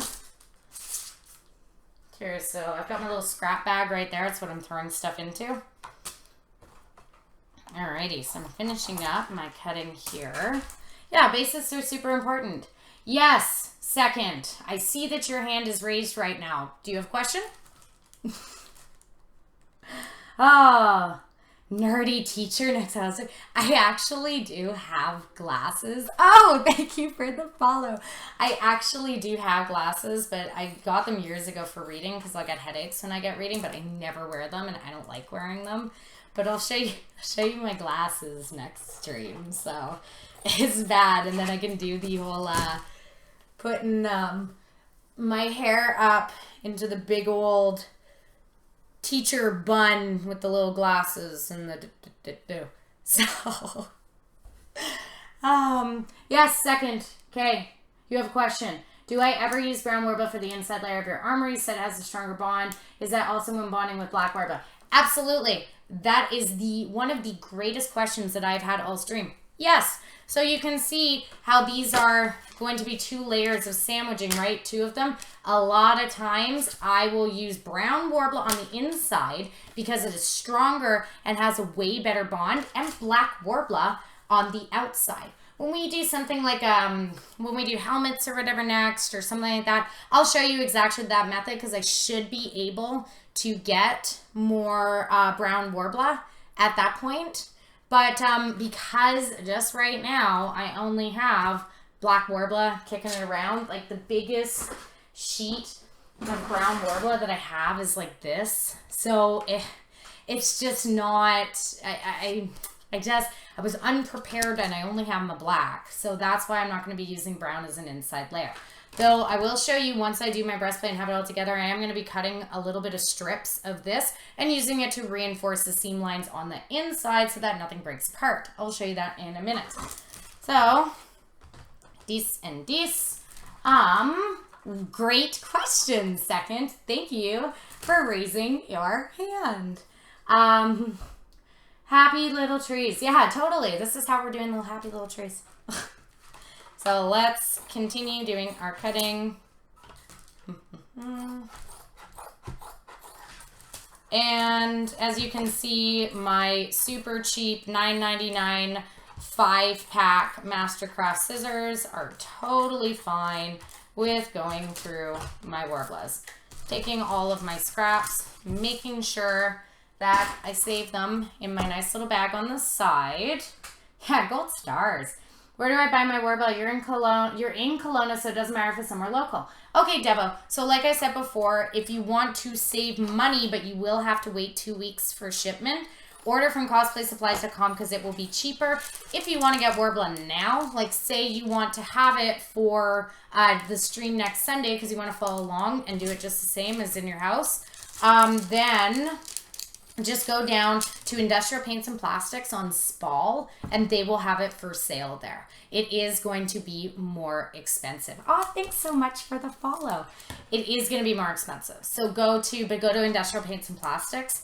It's just on Spall and something. It's like right in that little complex, sort of. It's behind where the Esso and Tim Hortons is. Just go there and you can pick up a sheet of Worbla like tomorrow if you wanted. So that's fine, but it is going to be a little bit more expensive because they're selling it in store and you do not need to wait 2 weeks for shipping. Would I reinforce the seams if I was using brown Worbla, or is it because they're using black? It totally depends. I usually try to reinforce all of my seams just because the last thing that you want is, you know, your boob cut popping off and whatever at the con. Suddenly the con gets a lot more R-rated. The last thing that you do want to do is stop breaking and falling apart. So I probably would reinforce the seams. If you want to sort of see in my Sailor Jupiter, you can see that line that I put in the inside by this seam. That is a reinforcement. I did it in there. That was all brown Worbla. It's just, you know, I like to be safe than sorry. I like to take my time and do things right, as opposed to just trying to get stuff sort of done quick. So look, I have all of my pattern pieces here, of my Worbla pattern pieces. So, yeah, pull a Janet Jackson. Totally, God, I forgot about that. Justin Timberlake and Janet Jackson, the whole pasty thing. That was crazy. Yes, then it becomes more exotic. Then you're in an exotic cosplay. Just like I said that I went out into an exotic club last night. So that was kind of fun. Being the bad teacher up in here, going to a more exotic club. Yeah, also for hot cons like Anime North, the reinforcements needed. Sure. Like, I mean, you just want to, okay, this is a common myth, and people say this a lot about Worbla, and they always say this, they're like, what if I leave my Worbla in the car? Is it on a hot day? Am I going to come and everything's going to be dismolded and out of shape and whatever? No. The heat that you need from a heat gun is like hundreds of degrees. It's not 38 degrees Celsius or like 104 or something Fahrenheit or whatever. No, we're talking like 400, 500 degrees that you need to activate the thing. So unless you've parked your car on the sun, then I think you're going to be just fine. Don't worry about leaving your car. I've come back from cons and I've left my stuff in the car for like weeks and weeks because I've been too lazy to bring it in the house. So do not worry about that kind of stuff. Yeah, they've melted and whatever at Anime North. I guess. Like, I mean, I don't know. I've been to cons in Los Angeles. I've been to cons in Mexico. Like, I was a guest at a con in Mexico. Do you know how hot it was when I was there in Mexico? And I wore the Barbarian and my stuff didn't melt. Like, it just didn't, you know? It's Worbla is affected by heat, and every situation is obviously going to be really varied, but it melted off your body. Like, I mean, were you using thermoplastics? Like, what were you using? There's a lot of things that will melt in cosplay, i.e. body paint, i.e. that kind of stuff. I mean, geez, that stuff will get super duper melty, but essentially you're gonna be okay. Like, you're gonna be okay as long as you're following the proper processes of how to do your cosplay costume. So I am just plugging this in. Got my extension cord here and got my heat gun, making sure it works. It's all good. Okay. So like was mentioned before, the products that I use when I do my armor joining is one, my trusty paint scraper, and that is for straight edges here, and my secret weapon tool, my protractor. This is just, I got this in my like 5th grade like geometry kit, okay? So this is for, oh, Drew, you're going. Goodbye, Drew. Aw, bye, Drew. Yes. So, yeah, certain things like glue and stuff can be affected. It's the glue, like, that can be affected by heat, but that's why we don't use glue with Worbla, because it has a built-in adhesive. All you need is it. So this is for all my complex 3D, or for my complex curves and everything. So these are my 2 tools. I'm going to be using those. I'm going to move this tape over. And I like to do, when I start doing my armor stuff, I like to match up all my pieces. So I've got left 1, left 2, and here's left. So I'm going to do left 1, left 2, and left. So I got it all sandwiched, just ready for me to go. Gonna go put that on the side. So let's do this.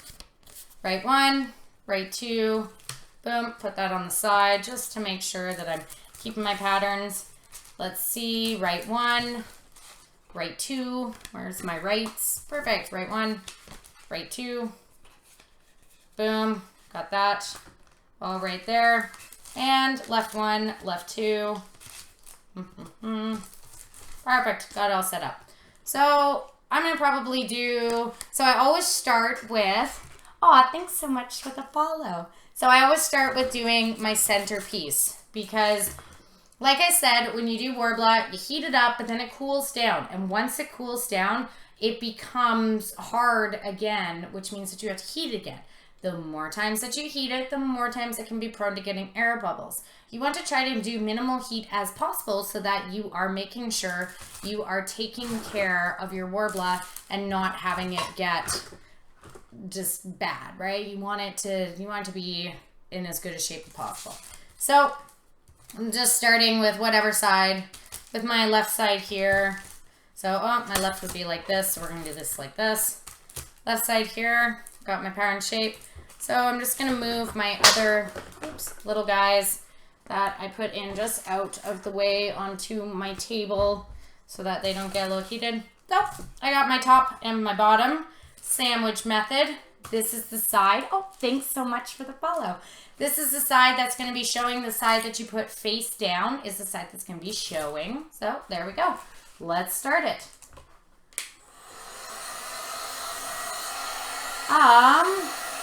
Yeah, I do use a protractor.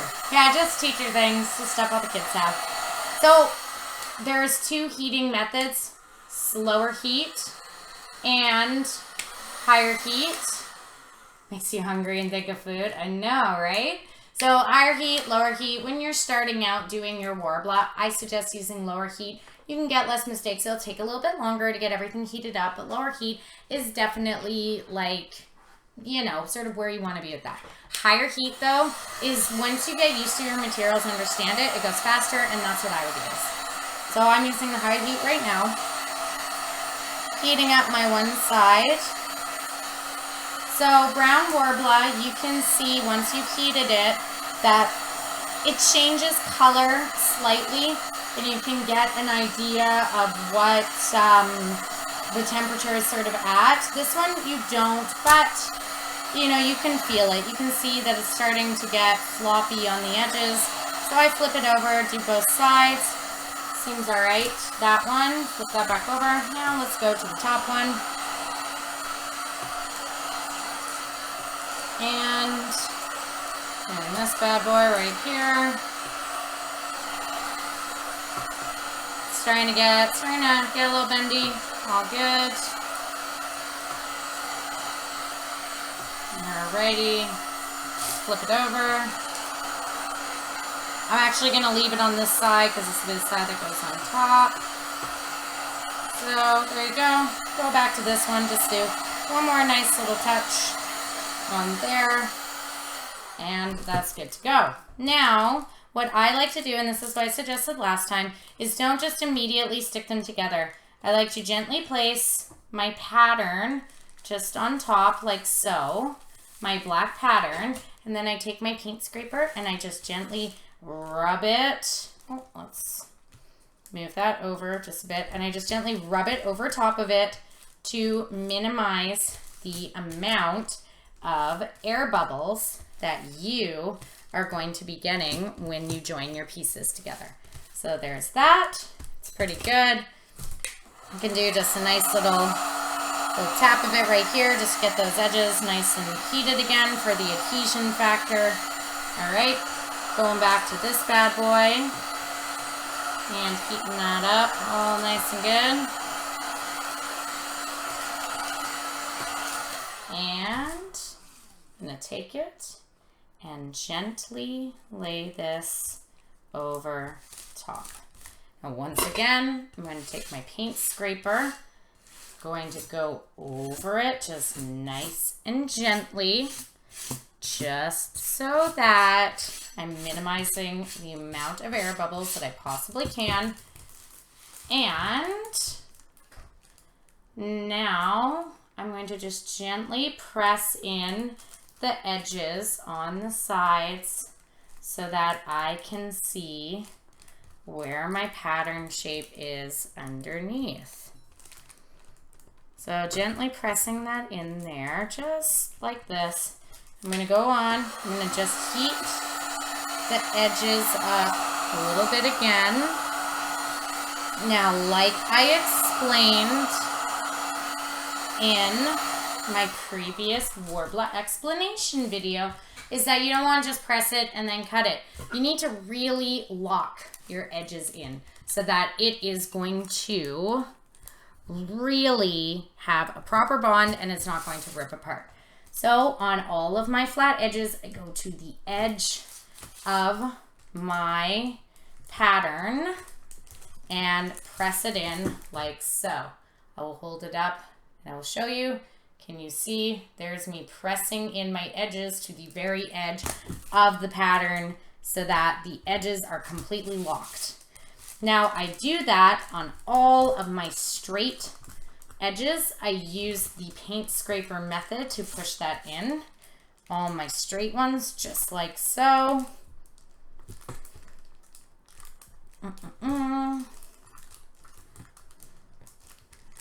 There we are. And now on my curved edges, because it's sort of a weird arc, it's an odd curve that's kind of in here. This is where the 5th grade teacher protractor comes into play. Aw, thanks Modern so much for the donation. I totally appreciate that. Thank you. So this is where, you're amazing Modern, thank you.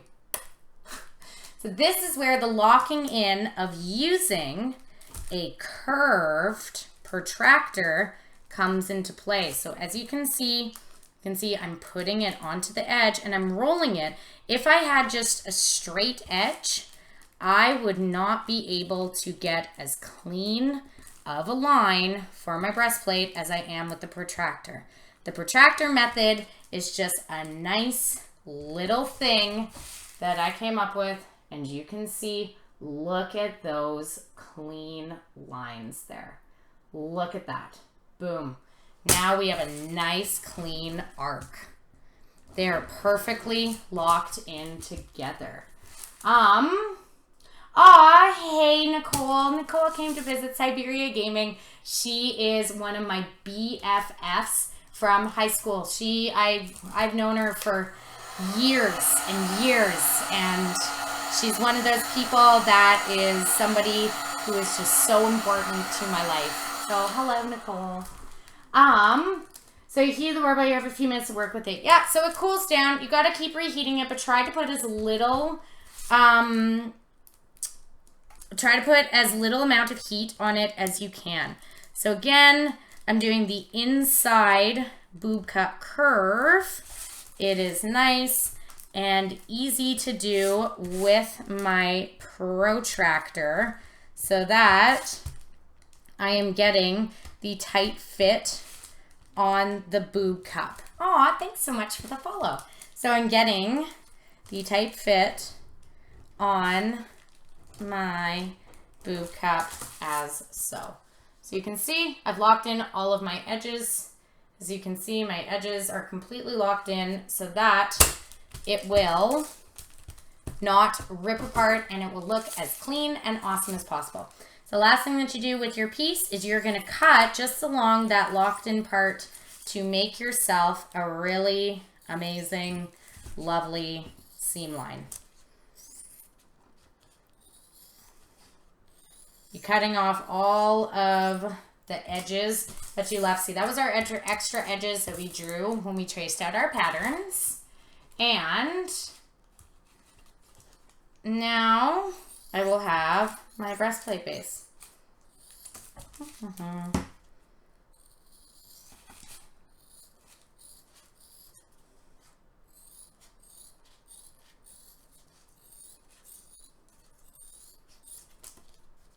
Sorry for the silence, just taking a moment to think about this. There we go.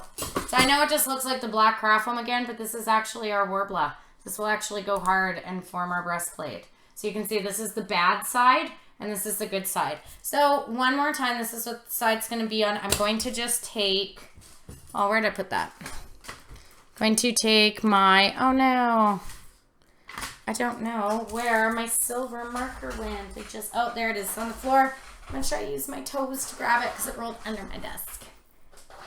The sound of the scissors cutting is amazing. I know, isn't it kind of therapeutic? So I'm just going to put this on the inside. I'm just going to mark a nice little L for left. Just so I know. I probably won't get confused, but just, I like to always make sure I am marking appropriately. All right. So, time to do the next side. I'm going to put this one just over here to the side. I will have to reheat it up again to stick them together. But now it is time to do my other side of my breastplate, my right side. Alrighty. So, same thing. Heating it up. Nice and even heat. Don't just focus on one spot or you will just create a lot of imperfections. I mean, Worbla takes a very, very long time to burn, but it can burn. FYI. It takes a really long time to burn, but it really, it can burn. So just so you know. Make sure that you're being cautious. You're constantly moving your heat gun around. I know it's a little loud, but that's a heat gun. There's nothing you can really do about it. So you're moving it, flip it over like a pancake, flip on each side, flip, and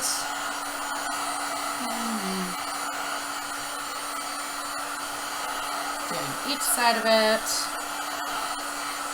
doing the top part right there, just like so.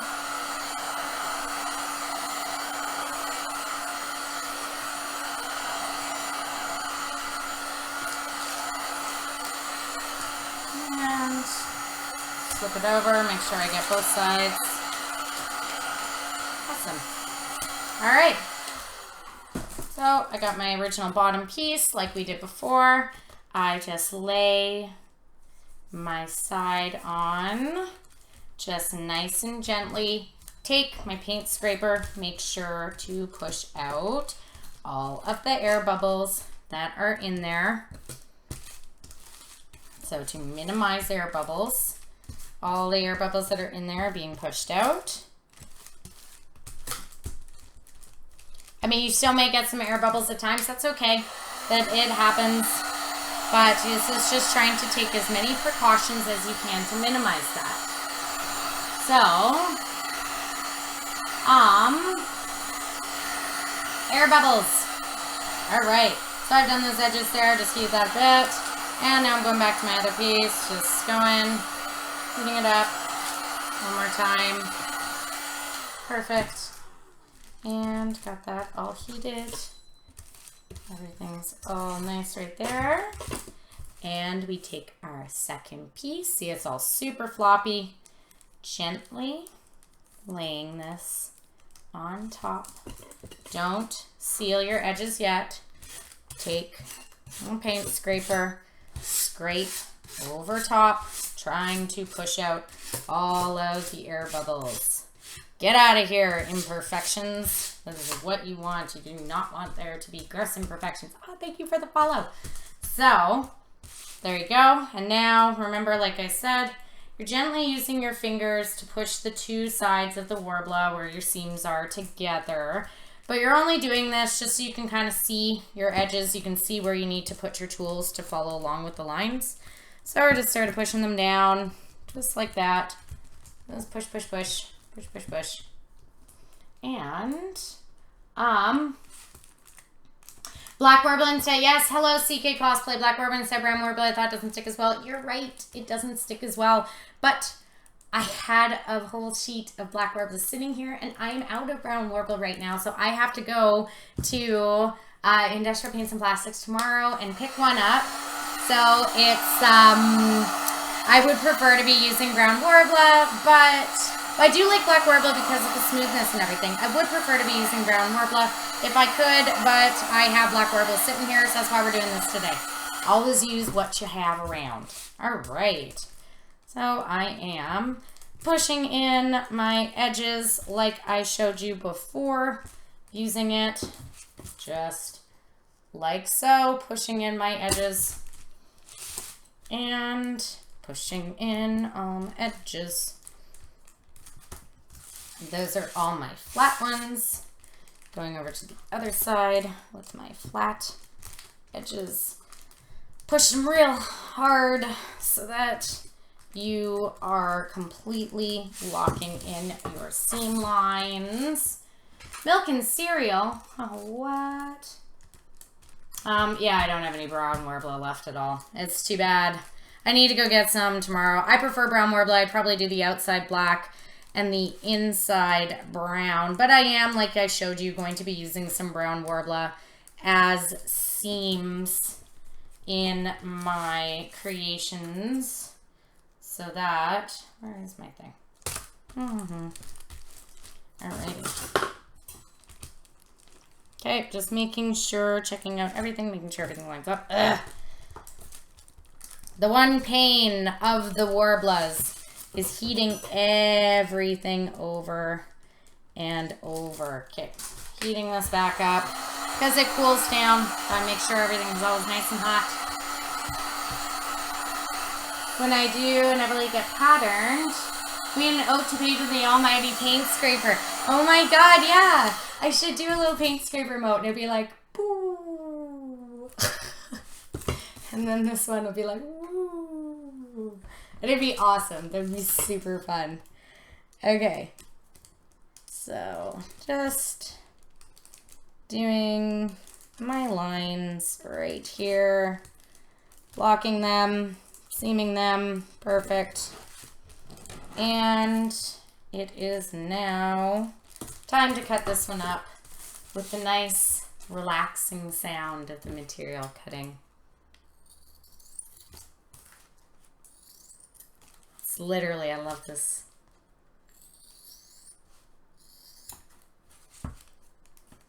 Oops! Silly me. I almost forgot to do my inside boot cut part. Oops.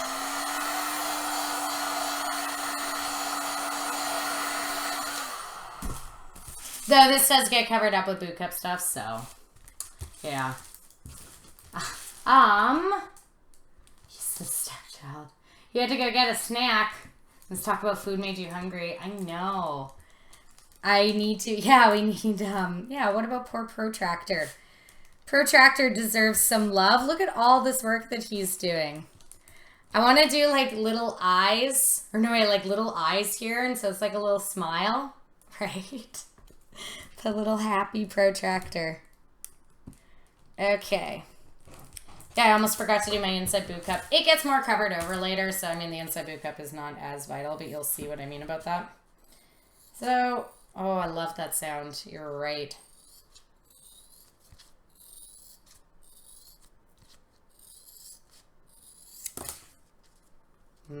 Nice. Nice and calming.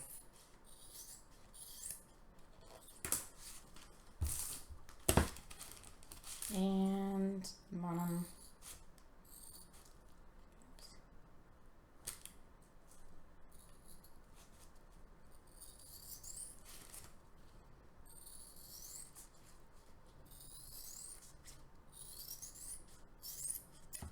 Perfect. Okay. So now, so you can see this one, it is hard. That was our craft foam before. It is now hard. It's cooled down because I've been working on the other one. It is now super hard Worbla. So that's what happened, right? I did. I guess a protractor chan. I love that. Okay. So we have our two sides here, and you can see that they match up. We're going to now connect them, heat them up. I'm going to have to pull my shirt up just a little bit, and I'm going to shape it onto myself so that we're getting correct fit. So like was mentioned so many times, which is such a great idea, is to, yeah, the sounds of cosplay craft. It's so good. Will I be going to Anime North again? I'm not too sure. I might. But possibly, we'll see. I may or may not, but it was such an amazing experience. One of my favorite cons I've ever been to, so I loved it.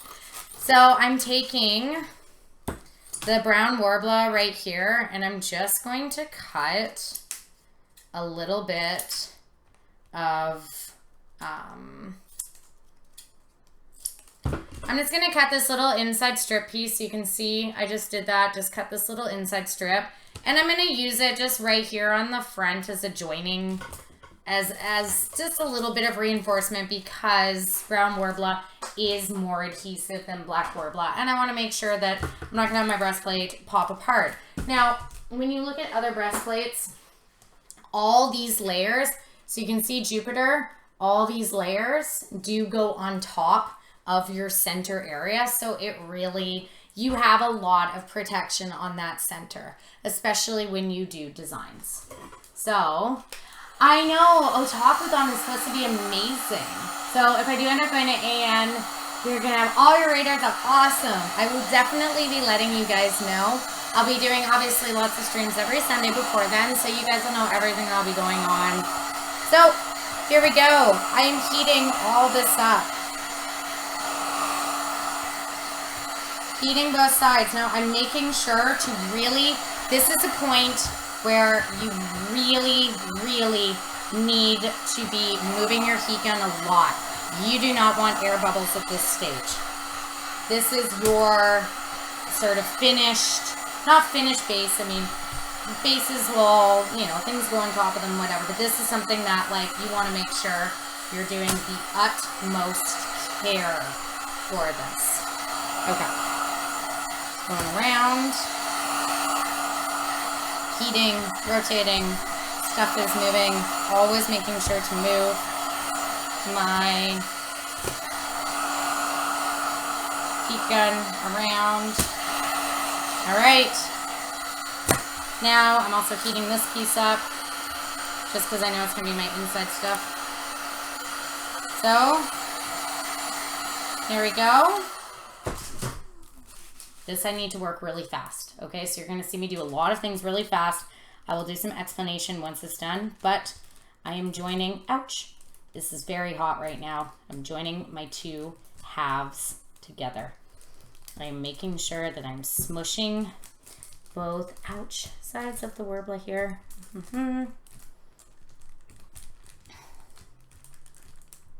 And making sure it is totally stuck and everything.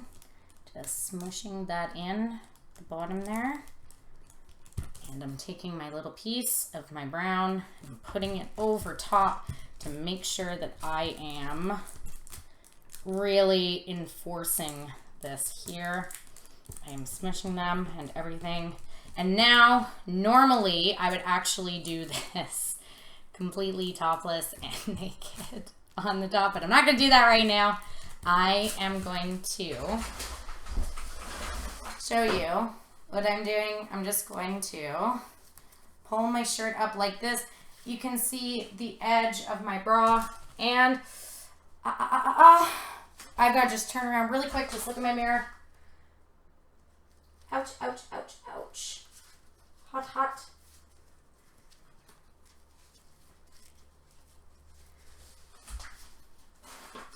There we go. So I'm starting to shape it on me. Like I said, I would do this normally, completely, oops, sorry guys, completely topless, but this is for just so that you get a close shape so that you don't have the bra sort of impeding everything, but just for stream right now. All right, so I have to leave this on for one moment just to let it cool down. So, what's up, guys? Let's see, what are you guys saying right now? Is smooshing the technical term? Yeah, exactly. So, yeah. So, let's do this right now. We're just, oh, got all stomach lines from sitting in my jeans and everything. Okay. So, we're just letting this cool and harden so that we are keeping the exact shape.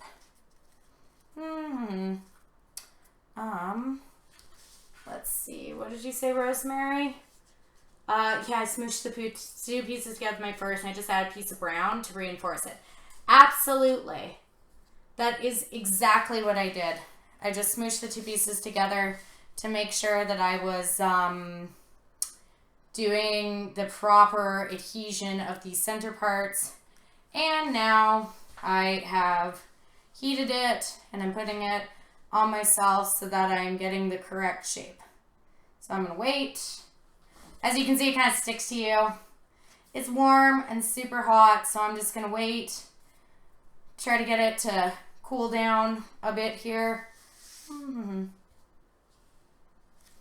So, trying to get that all cooled in here. Do I need to smooth the front or just smooshing the back side too? Smooshing the back normally does it for sure, especially when you add the reinforcement part.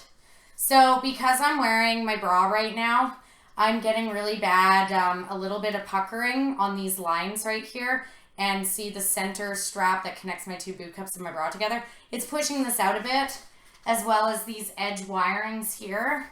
So seriously, ladies, if you're doing this, I really recommend going topless and shaping it on yourself topless. It really is better. I, of course, am not going to do that for stream, but it definitely is one of those things that I recommend doing when you're doing your Worbla pieces.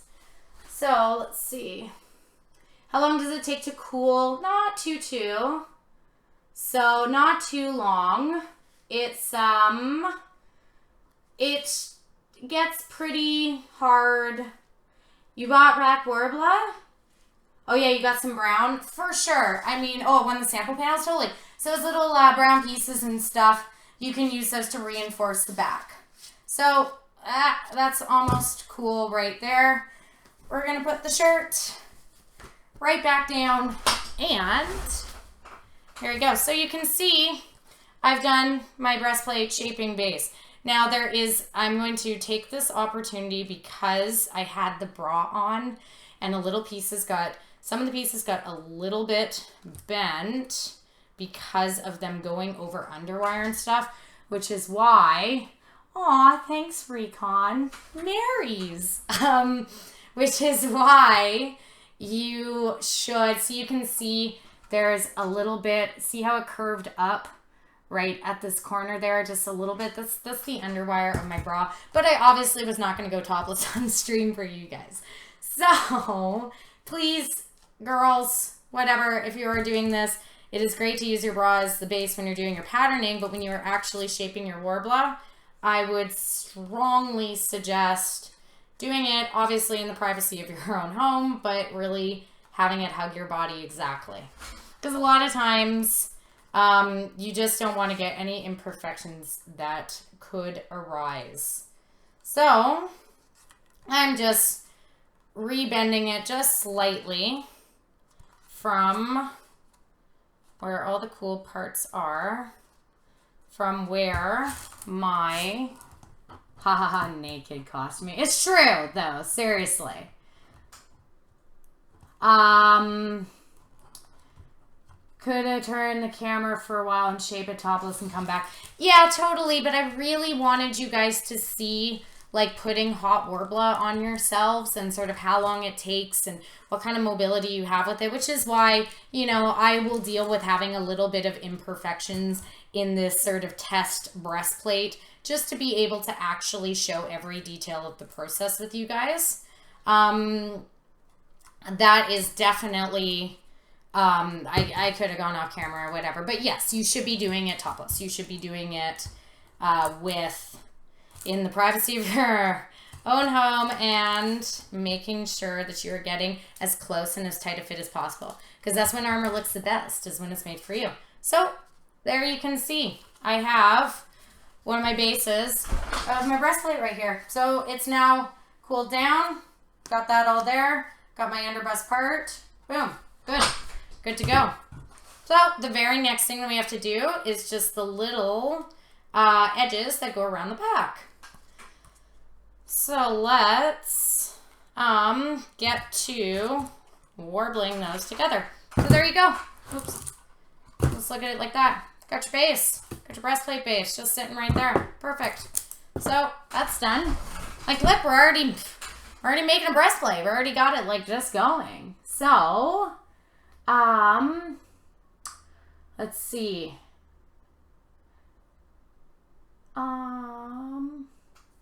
Yeah, so you can see that it's on like this. And I will show you guys just for reference. You can see, so that's our breastplate. We just fit it on just like that. So there you go. Okay. So the next, oh, my chair really rolled super far away. Perfect. Yeah, it's you know, you say, oh, it seems so simple. We shall see. So do I put the edges facing out, in, or out? So I put where, when you lay down flat, when you are doing, I'll show you in the next one. So we're now doing our pieces right here. So this is my left side. So the part that will be showing is I am putting this face down. The face down part, you push your edges on this side, the face down part is the part that will be showing because it is the smoothest. All right? So let's get this up and going. So I'm going to do this side.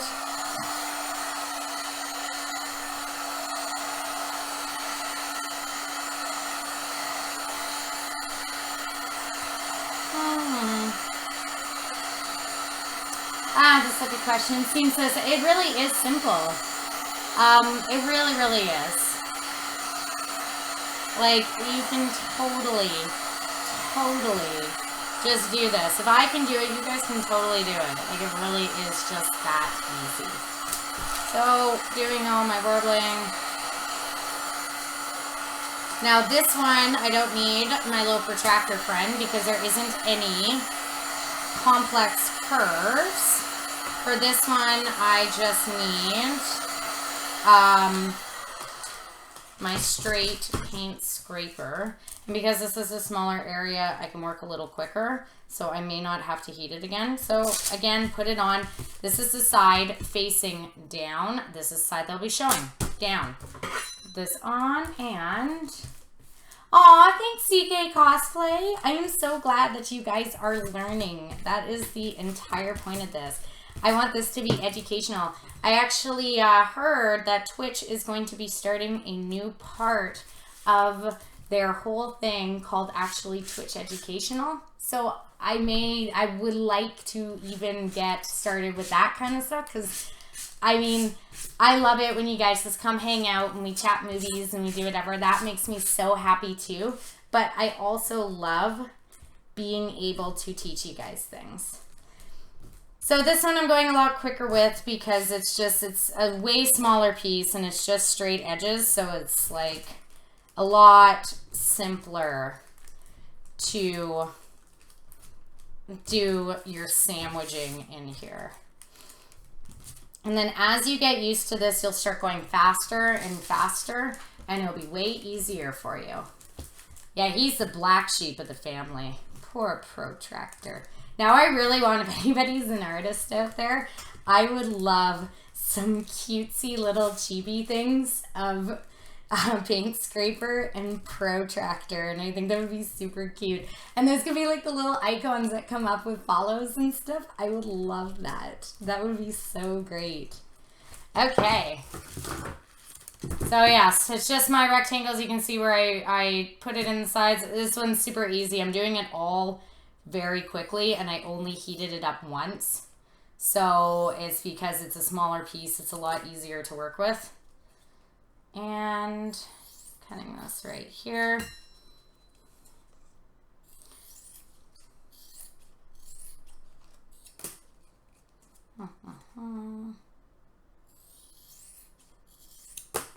Just like so. Now this goes to here like that, right? So I'm just going to, remember how we had it on the other side? We did this little like arrow right there. I'm going to do the little arrow and I'll write left on it. Just, you know, I'm going to be working with this now. I remember right now, but just because you always want to be making sure that, what do you have under my work area? Cutting board or something? Oh, so I showed you this before. This is a heat safe mat. I ripped it in half because it's been just wrapped throughout the years, but you can get that at any Walmart, anything. It's like literally used for like baking tin stuff. So let's, whoops. Camera started drifting just a wee little bit. There we go, more in the center. So there's just a heat safe mat. It goes up to like X number of degrees. I read it before earlier in the stream. Why do you keep drifting here?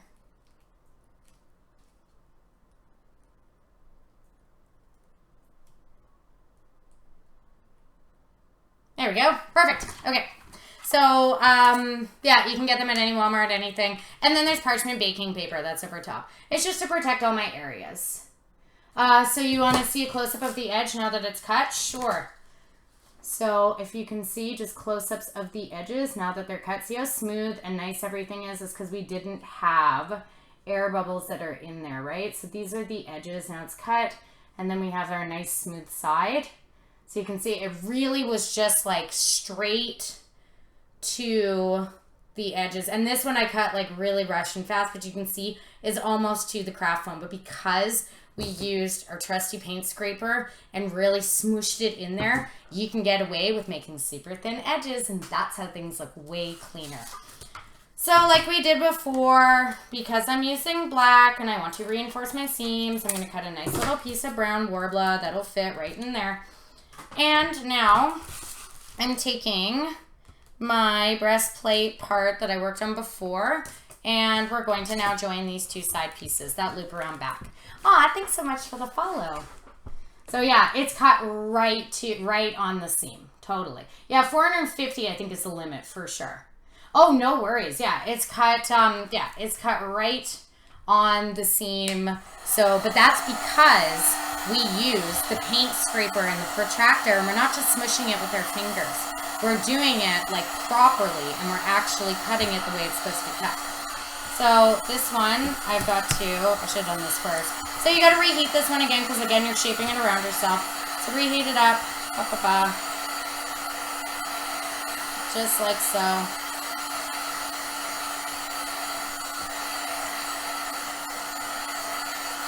Perfect. And you're just gonna, don't reheat the whole thing of this. Just this one small little edge right here. All right. That should be good. Oh yeah, sorry, my little inside piece of brown. for reinforcement. Did it. All right.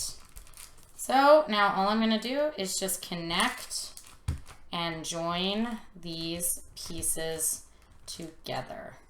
So I'm going to push these in and smoosh, smoosh, smoosh with the Worbla over. Smoosh, smoosh, smoosh. Smoosh, smoosh, smoosh. Just like that. Smooshing and connecting. And then I'm going to take my nice little brown, put it right in there to really reinforce the connection. Just like so. And now I gotta work quick. Put it back on myself and flatten it around the back. Just the back of a breastplate. So can you see that? So now I'm holding it right back there. And just gonna let it cool. So you can see that's the back of a breastplate. Everything is fitting in here. Once again, do it on your bare skin.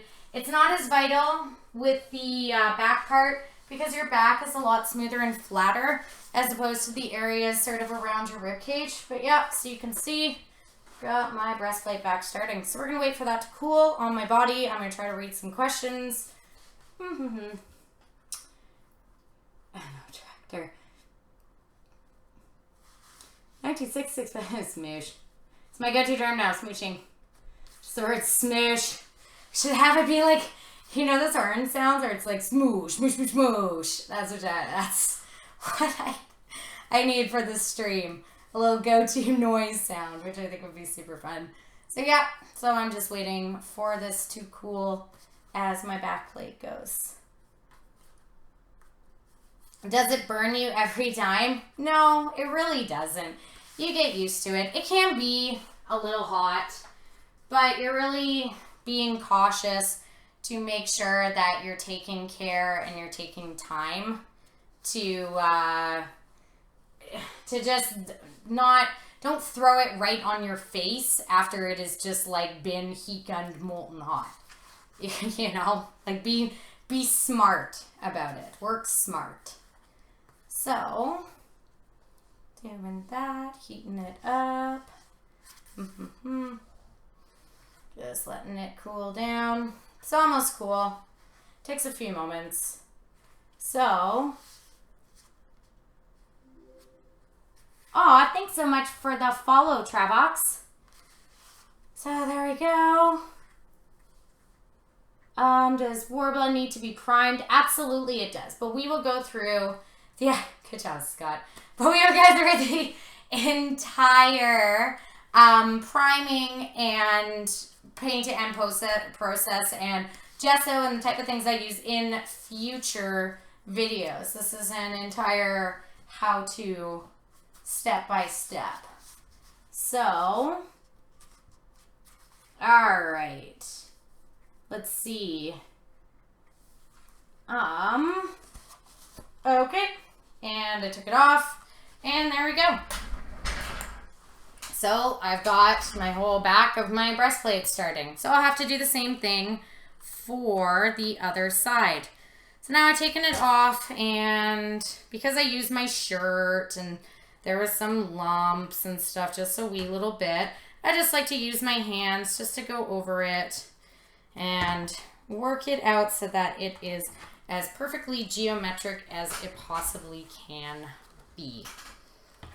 So, got this going nice around the back, making sure the back piece is nice and flat, and that is nice and flat.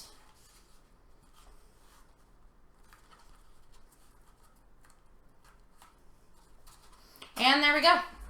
So we've got our breastplate base starting. All we need to do, so you can see, we got our insides where we reinforce the seams, but you can see we got half of breastplate base that's just starting up, and we just got to put the other backing on.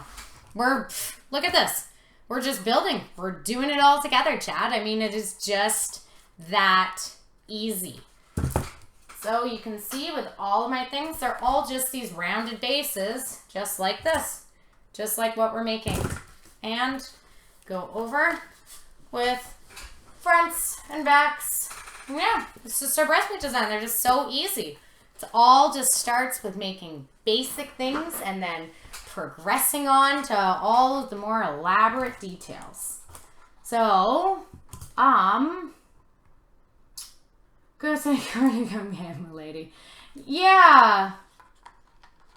And I be busy tonight. That's true. That was your first tonight, Scott. You're really good. It was way worse last week. There was a couple more unsavory characters that were in the chat, you know. But no, we've been really lucky tonight. We haven't had anybody that's been really rude or mean or anything. So it's been really good. Everybody in chat's been super awesome and super positive. Okay, so now it's time to do my other side right here for my other side of my breastplate base. And I'll put that over there for just a moment. And we're just repeating the same process. That's the thing with cosplay. It's kind of just, you know, it's kind of, oh wait, where am I? Right here. Perfect. We're going to do it like this. No, what am I doing? Smashing up my parents. See, even though, like, look it. I'm sitting here doing an instructional about this, and even I get a little confused at times. Okay, so we're taking this down, taking this up. Yes, so this is going down just like this. And that's the thing. Cosplay is just about a series of processes that you do over and over. Will I be going over how to fasten stuff? Absolutely. It will be, that'll be part of a process. That'll be all part of everything in these tutorial series. That's where D-rings and everything come into play. So if you see, I tried to do an explanation sort of this last time. You can see, this is just on Jupiter right here. All these little things, those are all D-rings. That's how I fasten and do my armor. It is super easy to attach them. They're one of those things you can get them anywhere that sells fabric stuff, that you can get them at Michael's even. You can sometimes get them at Home Depot, fabric stores, all that stuff. D-rings are super duper easy to find, and they are a great way to fasten armor. Yeah, Scott's been doing so great. Yeah, so this is exactly how cosplays are made, and I mean, this is all just a total learning thing for you guys. Yeah, Scott's been amazing. Big claps and hats off to Scott with answering people's questions and keeping the unsavory characters at bay. So he has been wonderful at that. Thank you, Scott, for all that you've done. All right, now putting this down. Remember with this piece last time, I didn't even heat it a few times. I just kind of did it once because it's a really small piece and you can work very quick with smaller areas.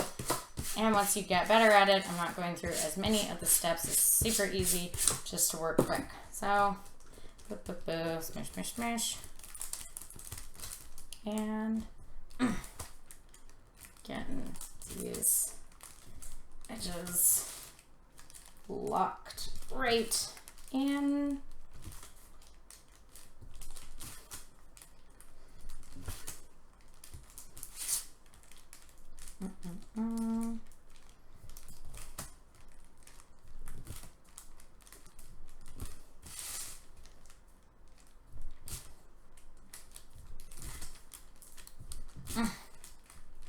It's locking these edges in. There we go. Boom. Done.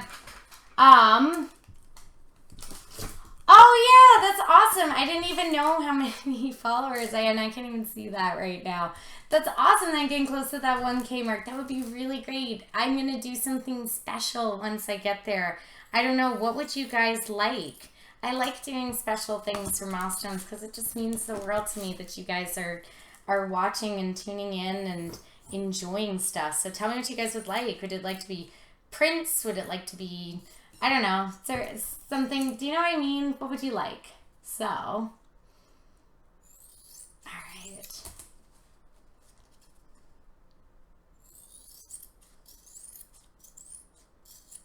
There we go. Perfect. So that's all there, like you saw before. We're going to just match up these sides right here and to create our back. So I'm going to heat this up really quick.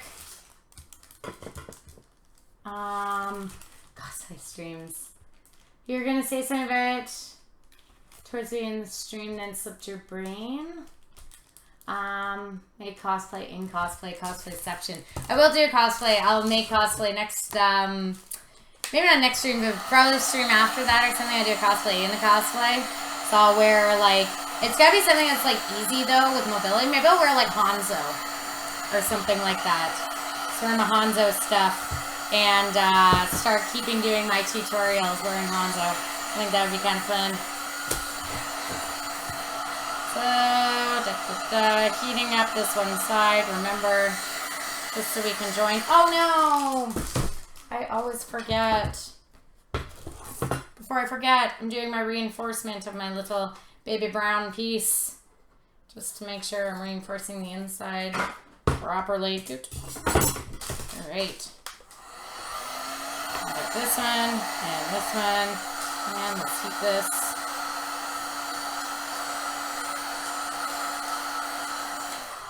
Perfect.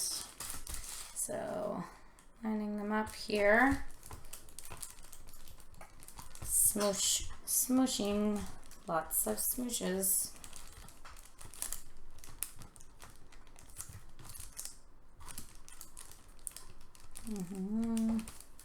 Oops, sorry, my head was over top of that.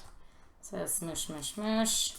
And we're putting my brown piece in there just to give some nice reinforcement.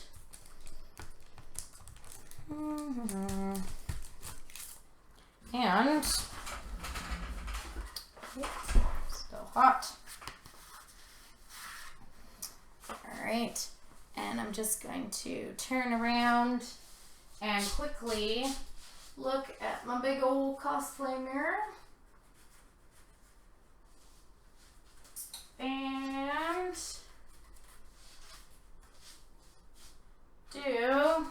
hold this on to do my shaping. So there you go. You can see I got my whole breastplate base starting. Kind of looks like a corset, like one of those underbust leather corset stuffs. So this camera just keeps drifting slightly.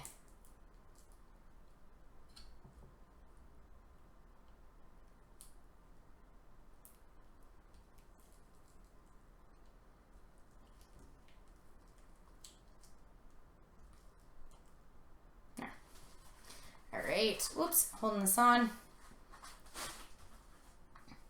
Protector Chan. I know I need a scissor emote. All of them. Okay, we have so many emotes. Somebody's got to help me with that.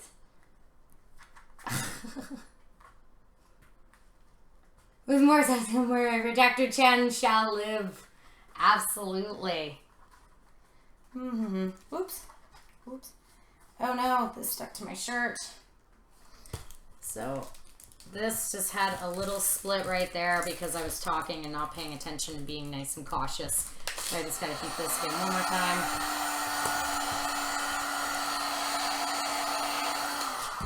Just on the very, very tip. Just the tip. And there we go. All right, let's go back.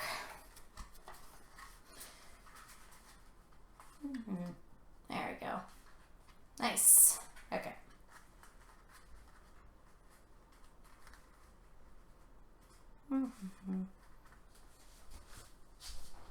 So I'm just looking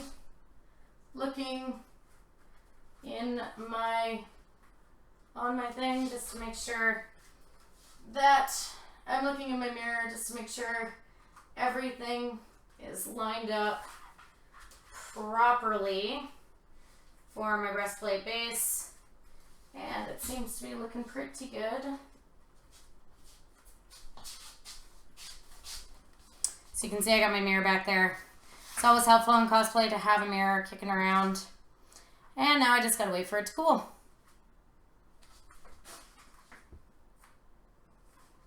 My necklace looks familiar. Totally, it's my Hearthstone necklace.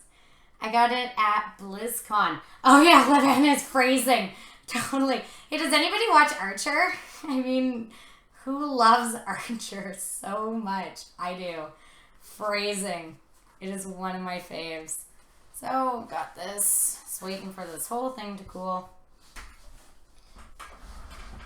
I mean, I guess I can sit while I do this. It's hard to hold on. Sometimes you use masking tape to tape it on the back. I'm just super thirsty right now, and I want my Dr. Pepper. Well, I'm trying to wait for this arbor to cool. What's my favorite cosplay? Oh my god, I love Archer so much. What's my favorite cosplay? I don't know. I have a lot of favorites. There's ones that mean a lot to me. Things like my princesses or the Eevees or the Sailor Scouts meant a lot just because of the girls that I was in the group with, because they're some of my really great friends and they're just wonderful people, and I was so grateful to be able to have the opportunity to cosplay with them. One of them was actually just here on the weekend, one of my BFFs, so that was super fun. Okay.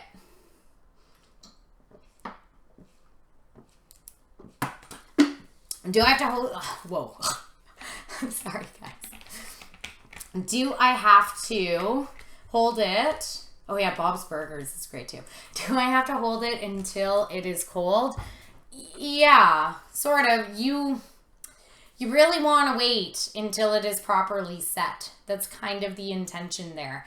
You really want to wait until it has cooled down. I know it sucks, and it takes a little while to hold it and keep it on there, but at the end of the day, like, you want to make sure your armor fits you as good as possible. So, do I have any other Overwatch cosplays in mind? I do. I really want to make a version of Widowmaker, one of her skins, and I also really want to make a female Torbjorn. I saw a femme Torbjorn, and somebody had done it, and it was really an incredible cosplay. I think it was a cosplayer named Eugenella, and she did such a fantastic job, and I loved it, and I just want it. I saw it, and I was like, man, she's been such an inspiration. I kind of wanted to do one. So, yeah, it's a quick drying palm cheek. So, yeah, exactly. It's like, yeah, like it's sticking a little bit to my shirt.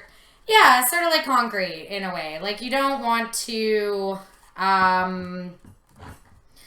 you don't totally want to touch it until it's dry and get little fingerprints and messes in it. Is it going to, when you take it off before it's dry, is it going to like completely ruin it? No.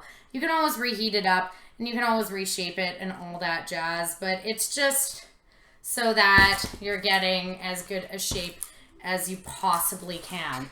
Aw, thank you for the follow.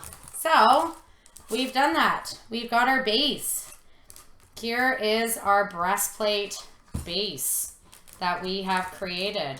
So, there we go. We've got our base right there. Just put it on like so. And you can see, you would have the D-rings in the back to link up the sides, but it's essentially like just all of my bases, right? There's our breastplate base. That's what every breastplate starts with, is a nice little base, just like that. And there you go. We just did that. We did that together on stream. And it was pretty quick. I mean, you know, if I wasn't sitting and talking and doing explanations and whatever, like, you can get this done no problem. And it's not just me who can get it done. All of you can get this done. That is the point, is that this is, even though it may seem daunting and seem a little hard, this stuff is super duper easy. So there you go. We got our breastplate base that has been started just like that. See, around center, that's my proximity of my rib cage, I guess. And we just did that. We made it. We made our base. Super duper easy, simple. It's nice. It's clean. It fits perfectly. And there you go. So let's continue on. We're going to continue on making the base of the breastplate. So, oh, okay. Night Discreet. Thank you so much. I'm so glad that you were able to join in. Yeah, we may not actually, like, we've just been having a good stream and a good chat. We may not actually get to specific detail work, but that'll be the next stream, I guess, since get to details. But let's just progress on and make sure we got our base. You want to make a Mercy and Diva, and then you'll help your boyfriend make Junkrat. That's going to be great. What Mercy skin are you going to do? I'm a Mercy main, and I love Mercy, and I want to make a Mercy as well. I'm curious which ones you'd like to watch. Freefall Customs. Yeah, Junkrat's awesome. So, yeah, let me know which Mercy skin you would like to make. So, now, here's one of, so we've got our whole breastplate base. It's gonna lift, just because I'm wearing a dark colored shirt. I wish I was wearing a white shirt. So you can see breastplate base right there. I'm going to just lift up my shirt one more time so you can just see. There you go. Breastplate base fits perfectly as breastplates should do. All right. So there we go. We got our base. So one of the biggest things that I have people come up to me and ask me about in my panels and everything is they say, oh, Witch Mercy. I want to make a Witch Mercy so bad. Witch Mercy is one that I actually did try starting to make for BlizzCon, and I couldn't figure out the leather part of the bodice. Oh, CK Cosplay, you're working on Sacred Mercy? That is so awesome. I love that. I absolutely love, I like Valkyrie Mercy as well. Like, I mean, those are really cool. And that's something where it's like breastplate bases for sure, right? I mean, that's what you're going to be needing, that kind of stuff. So, yeah, that would be great. I follow her page as well. And I can't wait to see when you do your cosplay. Okay, so now let's... Oh, thank you so much for the follow. Let's get on to this part. One of the things that constantly comes up at conventions is people ask, how do I make a boob cup? People have used their own bras and tried to put Worbla on top, and it's been lumpy and messy. People have used their dress forms, and this can, I can't pull my dress form over. This can work, but there's problems with it being a little lumpy and messy with stuff. I like to have beautiful, smooth, rounded boob cups. That's something that I love to have.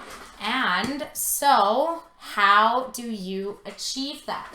The way that I achieve it is with a styrofoam ball. This was the one item that I forgot to put on, like this was here before. The materials list, that was here with all the stuff that I'm using today. This is the one item that I totally forgot to put on this materials list, was a styrofoam ball. This is how I make all of my boob cups. Can you kind of see? Look at the, sort of see the, kind of get the sort of idea right there. So this is how I do all those things. This can work for many different applications. So if you know my female McCree cosplay, I have his knee pad, which is a rounded area because my knee is rounded. I did it doing this method. You can use it if you have just specifically rounded little pauldron stuff. So something like Alex Streza from World of Warcraft, right?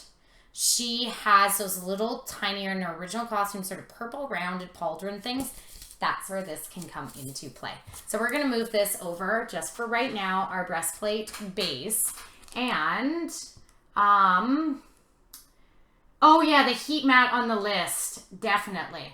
Oh, and a recommendation surface to work on, any surface. You can work on the floor, you can work on your counter, you can work on your table. It doesn't matter as long as you have a heat safe mat or try to have a heat safe mat and your parchment baking paper over top of it. You don't even need the heat safe mat if you want to double and triple up your baking paper. If you don't want to spend the money on the mat, that's totally fine as well. So this is the face when you use the styrofoam ball, you use is smaller. So it is, this is the thing, is that there is many different styrofoam balls out there. I personally, my size through trial and error that I have determined of my styrofoam ball is a 6-inch styrofoam ball.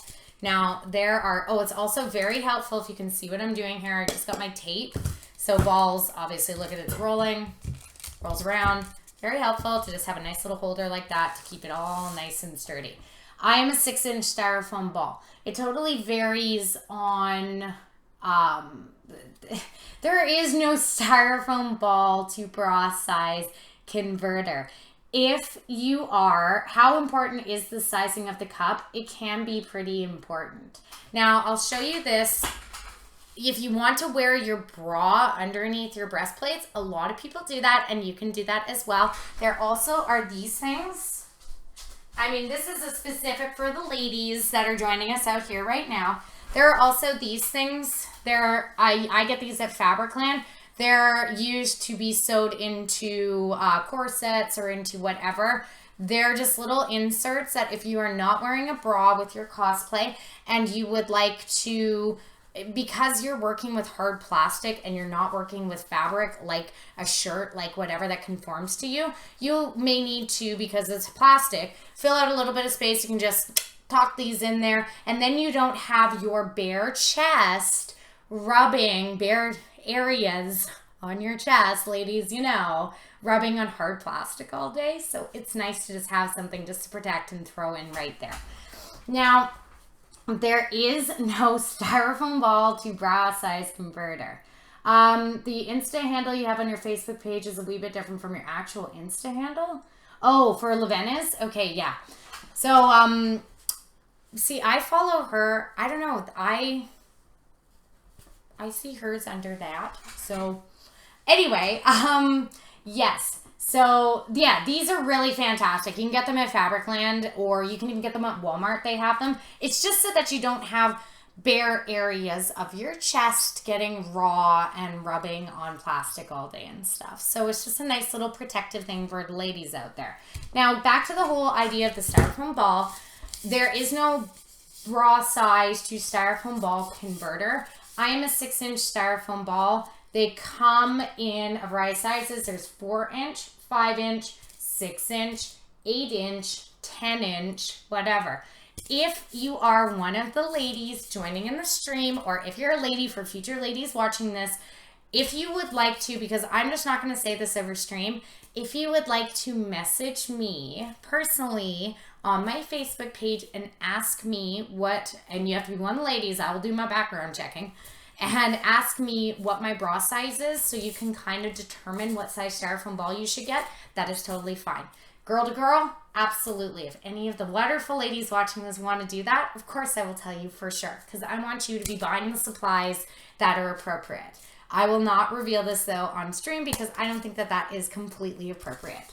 So, let's see.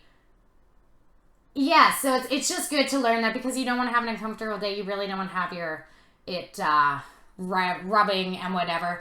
Yeah, so you can get these at dollar stores. You can get them at Michael's. You can get them at craft stores. They're just simple styrofoam balls. This is how we're going to be making our boot cups. So the first thing that you need to remember about your styrofoam ball is that we're not going to be using craft foam or anything on this. We're going to be using a double layer of Worbla together. So the first thing that I'm going to do, and once again, you know, be careful with your Worbla cutting. You want to make sure that you're being as conservative as possible. I'm not being conservative right now. So I'm getting my nice big sheet of Worbla, and I am going to cut out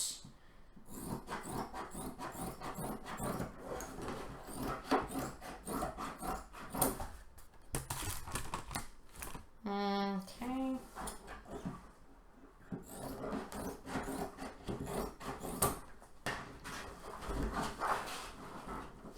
I'm being very bad conservative with my shea Worbla. Sorry, do not do this. Be way better with it. Alright, so first off, I'll show you this in a moment. I am...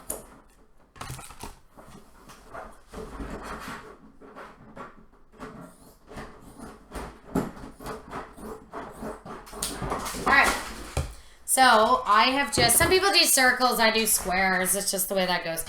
I have cut out 4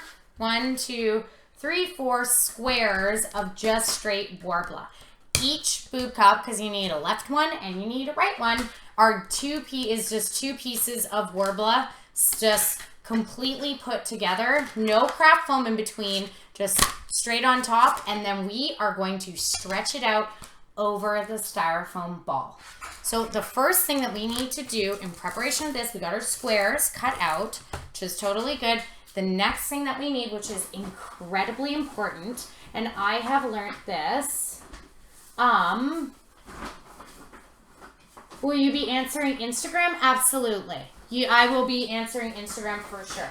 Like I said, you message me on Instagram, I'll go into my info and go look at your profile, and you can tell from your profile. I'll be like, yeah, this is a cosplay lady for sure. And of course I will share that information with you so that you can judge determined by what my bra size is. If I'm a 6-inch, you can know, say your whatever, right? Whatever your cup size is, A, B, C, D, and your width size, 32, 34, 36, whatever you are, you can judge by my bra size whether you should go up an inch or down an inch or what. So for sure, just message me on Instagram as well. What size sheet of Worbla would I buy to make a breastplate? I just always buy extra large because I know I'll use it. But a breastplate is probably only about 1/4 of a large sheet of Worbla. You really don't need to use that much. I mean, I still have, if you can see, I've been so bad with my cutting, and I still have so much Worbla left from my extra large sheet. And I've been really bad with my cutting and not doing spaces. So, like I was saying, it's very important. You need saran wrap, big deal, to... stop it.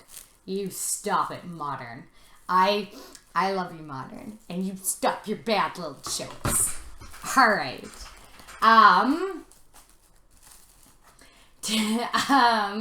And gentlemen in the stream, I won't be revealing the styrofoam ball size for your cod piece. There you go. So yeah, when you're making cod piece, there are 4 inches, 5 inches, 6 inches, right? See, look, we have some fun. It doesn't always have to be PG. So, stop it. Clutch phrases. So, this is what I was saying to you before. I've learned this the hard way. The heat of the Worbla, when it is heated, coming in contact with styrofoam, will stick to your ball and it will melt it. And it will just cause your ball to be kind of wrecked and your boob cup to be really not as nice and as clean as you would want it.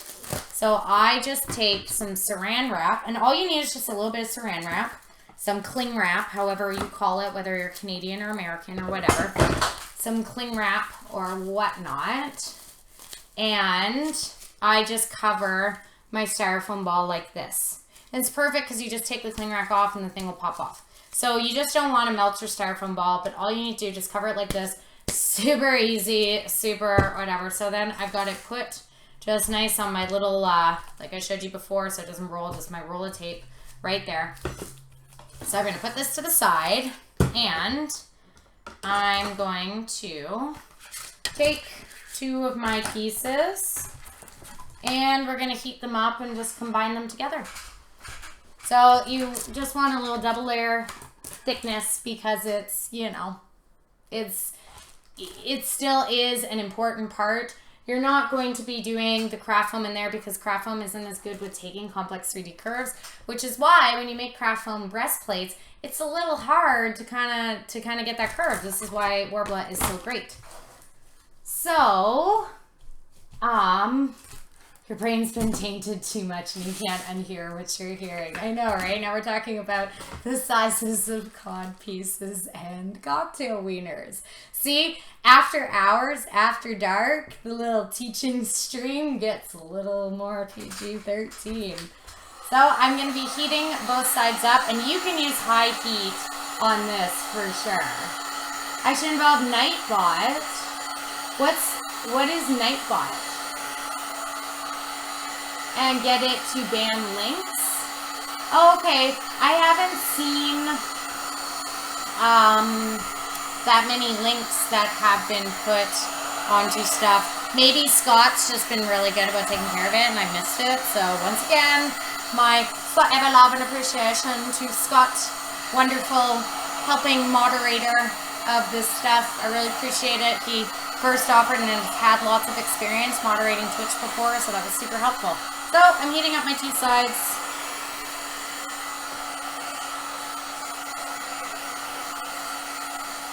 Just like so. And this doesn't matter. You do not have to worry about air bubbles, about what kind of stuff, like, trust me, you don't. This is nice, fun, easy warbling. I love this. I love doing stuff that I don't need to worry about seam lines or air bubbles. So I'm heating up this side. As much heat as you want on it, seriously, it's great. Nice butt is a butt. Well, that could be good. Alright. I both service the band's links, etc. It could be super helpful in the long run. Okay. Oh, is Popstar... Oh, you gotta go to sleep? Okay, yeah. Watch the rest of the stream later, for sure. And then I really hope you can join me again, Popstar Hari. Also, Popstar... Send me a message on Instagram for sure. Okay. So,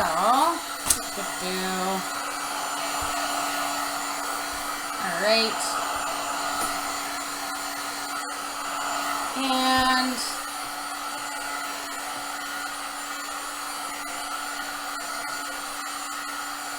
alright.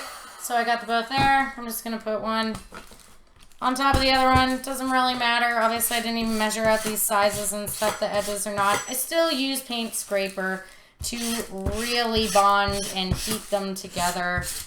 Just to make sure, ow, super hot, that they're nice and super stuck together. On the other side also. Don't need to worry about bubbles. You don't need to worry about any of that stuff because it'll all come out in a minute. So I'm just going to do one more thing of heat just on top of it.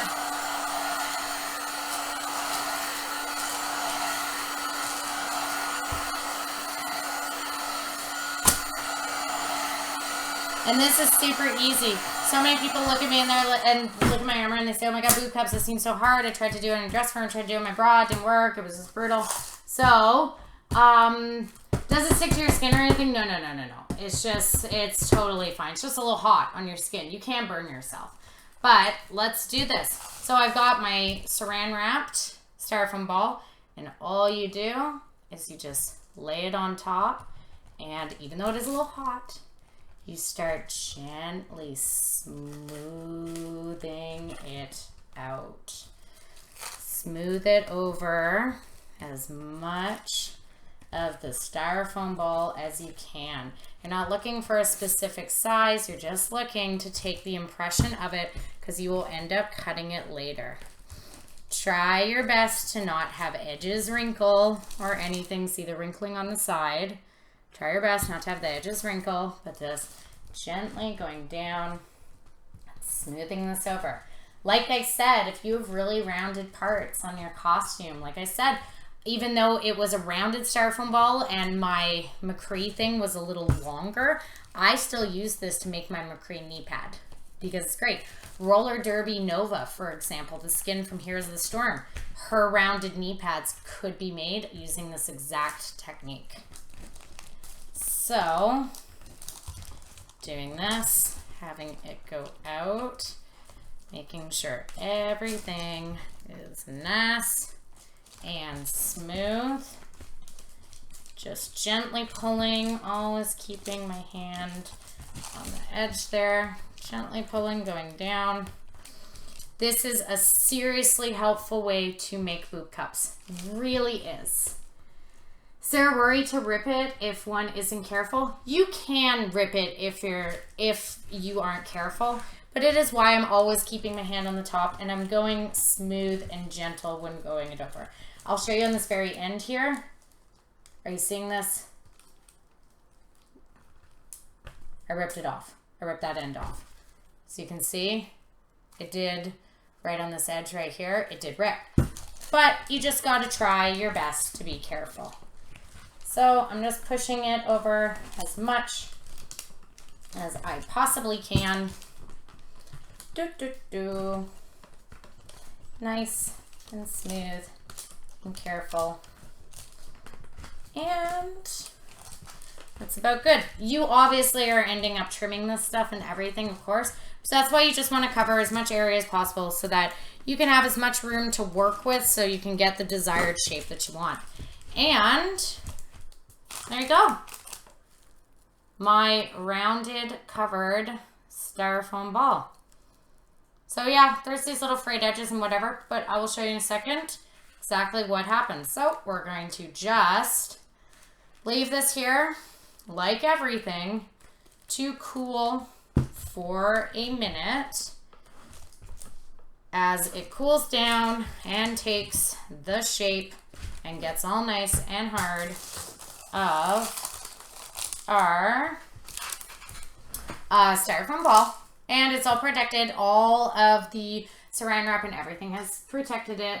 So going backwards, what was the thickness of the foam being sandwiched between the two pieces of Worbla? Oh, you missed it earlier. It's just a simple, I think I've got a little bit of white here, yes, you can see. It's just a simple, very small, basic, I don't know the exact millimeter, but it's just the small, very basic craft foam that you can find at any craft store, at any dollar store. This comes from Michael's in big, long rolls.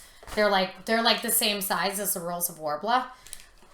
But it's like anything, like any little, you know, craft foam hearts that you've seen or shapes or whatever. It's just this very standard millimeter thickness. Because you don't want totally too thick depending on what you're doing.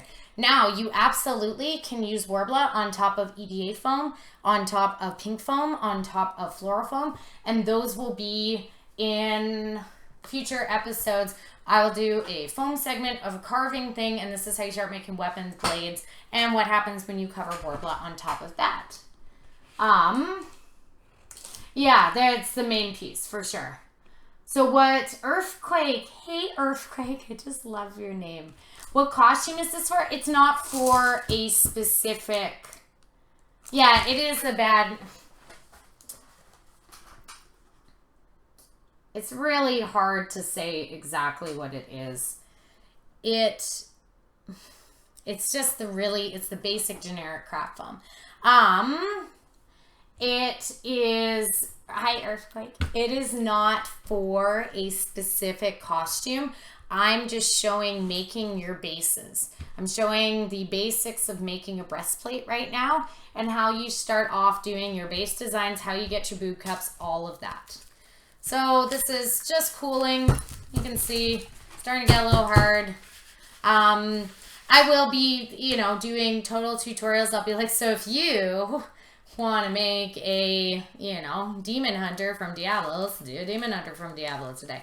But this is just showing the basics of doing breastplates and everything. So Earthquake, you can see I did my breastplate base already, like my part that goes around my chest, and then now I'm doing my boob cup and showing all the techniques. Oh yeah, that's what's happening right now. So where the Dalek cosplay at? I don't have one, but I do have a little Dalek back here.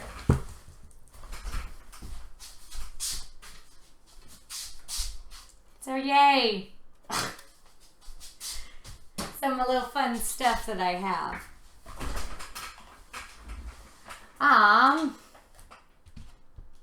Yes. So there we go. This isn't done. Now we can start popping it off. So you can see it's actually gone hard. It's retained its shape. Just take your scissors and trim. You're going to need to do your saran wrap again. So take your scissors right here. It's all nice and hard. It's still a little warm. Like, you can leave it for longer if you're worried about it. But yeah, totally. You can totally do a bunch of little, you could do the smaller styrofoam ball things. If you did need something rounded, like for a Dalek cosplay, you could do a bunch of little styrofoam ball Worbla shapes. So I'm going to just cut my saran wrap right here so I can just rip it. And then it's starting to roll and popped it out. The saran wrap usually sticks, but my styrofoam ball is absolutely perfect.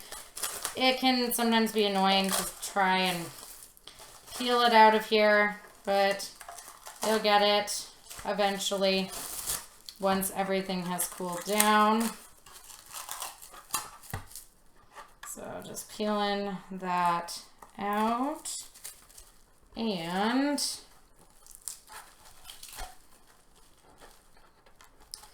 getting all that out of there. And now we are going to trim. So you can see there's still saran wrap stuck in the inside. I'm going to have to peel that out in a minute. It's just because it was hot and the saran wrap got all fussy and bothered by that. But I see it just peels out just a lot slower. So now I'm just going to take this. I'm going to first start cutting in just a little bit, and I'm going to just, this is harder to cut. This is something I will tell you right now. Maybe this is a better side to start.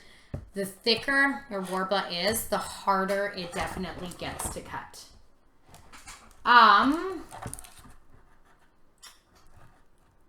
Yeah, you can totally add a layer of Vaseline over the plastic wrap for sure. It may have become absolutely. Yeah, it would do well with the heat. Is it really layer cheap? What's the appeal? Oh, so the thing with Worbla is that it is strong.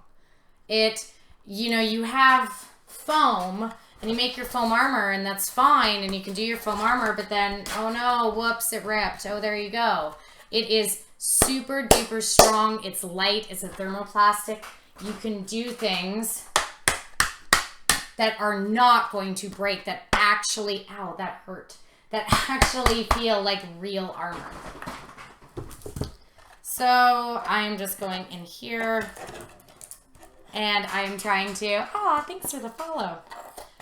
I'm just going, and remember all those little like bad and sightly edges that were around there. So I'm just cutting all those off. This is where it gets definitely harder to cut. Ouch. Ugh, because it's thick. This is where, good pairs of scissors really do come into play. Okay, so I'm just cutting. Ouch. And there you go. We've got a rounded cup. Now, once it is attached onto here, we will end up shaping it different. Like, we'll take off a little bit on like the edges here to give maybe an angle. You can see like, thanks to the follow. You can see that this one, I cut it in the inside to sort of arc it out in this winged pattern. You can do that with it, but do you understand now? Look at, you have a perfectly nice, actually rounded boot cup for your breastplate. You didn't do it on your bra and have it all wonky. It's just nice and on here, and it's not attached yet, but now we're really starting to get somewhere. We're really starting to have it kind of come together. So yes, save the scraps, absolutely. It would just smell, but it helps to erase the Worbla from the plastic wrap. Yeah, for sure. To be honest, I don't make many of these in black Worbla. I do it in brown Worbla, and brown Worbla it doesn't get like this when it heats up. So it does not stick to plastic wrap or anything. Also, this is incredibly cheap plastic wrap that I bought at the dollar store, and it's the first time I bought it instead of buying actual saran wrap, name brand. So maybe that has something to do with it. But there you go. We got our boob cup on there. There's one. Just like that. So we're going to put this aside. We got to make second boob cup with our cheap dollar store plastic wrap. But it really doesn't matter at this stage because you're not going to heat it back up again and change the shape. You'll only heat the edge. So it really doesn't matter at this stage. But we're going to saran wrap it up again. You can reuse your saran wrap that you just took out if you want. I'm going to, it's kind of all ripped for me, so I'm just going to get back my saran wrap roll. Where did I put it? Oh, there it is. I'm going to use my toe to pick it up. But is the Worbla directly worn, or do you need a strapless bra or bandeau of some sort underneath? So I said this before. You can directly wear Worbla, like when you do things like my Vaporeon helmet, for example. That is direct Worbla that I'm wearing. That's fine. You can totally wear that directly. But as a suggestion to the ladies out there, because in our chest areas we have sensitive things on our chests that can sometimes get raw and rubbed from Worbla. So what I like to suggest is just going to Fabricland and getting some of these just little fabric inserts to put into your boob cup so that you don't get any rubbing or chafing on there. So it just protects sensitive, more delicate areas of your body from rubbing, chafing plastic. Alrighty, so one more boob cup, and then we're going to assemble it all together, and we'll have our breastplate base. How do you determine how deep to make the cup, or is it just by eye? So I have not chosen to make this cup this deep. This is just what stretched out over my ball. I will make it, it will be cut different and whatever once it's on here. The deepness of the cup will sort of come by eye. You can initially do it kind of more on yourself. You can kind of place it on yourself beforehand. You know where your boob comes out to. So I would maybe do this like about right here, for example, and then I would take note of how far it comes out, and I would do things like put a silver marking right along the edge. So you just sort of learn your body, and you kind of start to understand more about your, your cups when it's doing that. So, yes, more boob cups. Yeah, they do make the little cushion thing. So just get them at Fabricland or Victoria's Secret or whatever, and it's just more protective, right? It's just a protective thing that's in there to make you not have anything get painful as the course of the day runs by. So that's what I like to use. Yeah. Absolutely. So there you go. Exactly, Devo. So yes, you should wear cloth things between you and your Worbla. You definitely don't have to. There's lots of times that I will have just straight Worbla bracers on, but usually I try to make arm stockings. Like the helmet, I mean, I have my hair, I have a wig, Again, yeah, so like you said, everyone has nipples, and that's fine, and they can get chafed. So it is better to have something protective between you and the Worbla. And the reason why, your arm is your arm, but like I said, with something like nipples, it is a far more sensitive area, and you want to just be taking as many precautions when you're in cosplay to not have yourself become uncomfortable. So, yes. So you have, hey No Hat. I'm so happy that you came to join the stream. You put tape on the Modern? I have not done that before. I know that they have fashion tape, and they have what's known as pasties as well that women can use. But, hey Chubbs, what's up?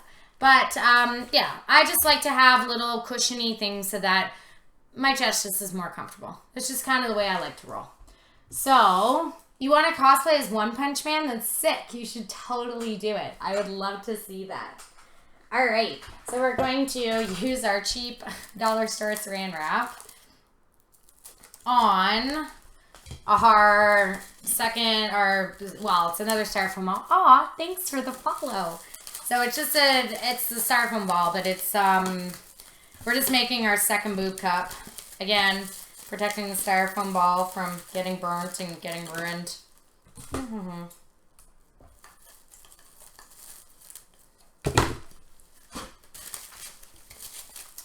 And there we go. So we've got this all done, sitting on our nice little spot, just right there. Perfect. Alrighty. Got this on. GG. Oh, now we're going to just move this to the side, move this up, and we're going to heat our 2 square pieces again to make our second rounded object, food cup, whatever you want to say. If you've never seen cosplay before, oh my god, you need to check it out. Look, it's cosplay. Look, it's cosplay. You need to do it. It's super fun and super awesome to make. And this is just sort of like an instructional stream to try to help everybody through making cosplay and everything. So,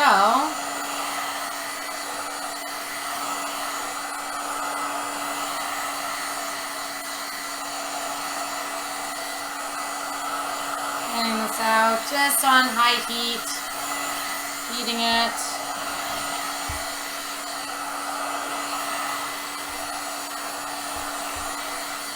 Flipping it over.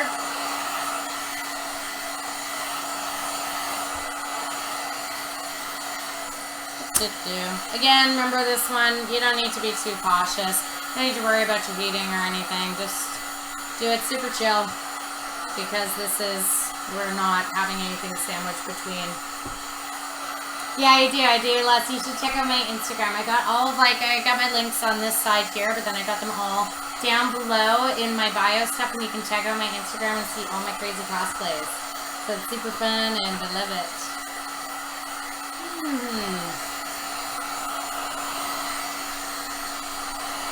Aw, thank you. Aw, okay, Devo, have a good night.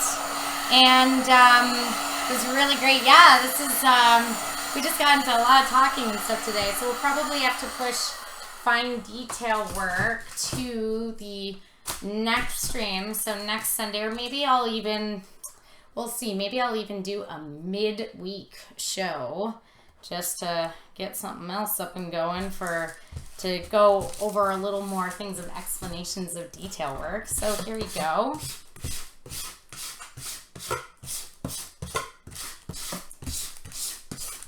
So I got them together. Just like that. Super easy peasy, lemon squeezy. So we got it all together. And I'm going to take our styrofoam ball back and do exactly what we did the first time. Lay it on top and gently, oops. There was just one little note. There was a little fold. Try to use the smoothest parts of the styrofoam possible. There was a little fold there, and it started to make a little lump that I was not happy about. So, again, same thing. Putting it on the ball, and we're just smoothing it over. Yeah, thank you so much, Devo, for hanging out. Your English is progressively getting worse, Scott, but you're an Englishman. You're a British man. Aw, thanks for the follow, No Hat. I totally appreciate that. But you are an Englishman from England. So why do I do 2 layers? Because armor is made usually with a craft foam layer in the center and 1 layer on each side for the maximum sort of amount of strength, but to eliminate using like 10 layers of Worbla to get the same thickness.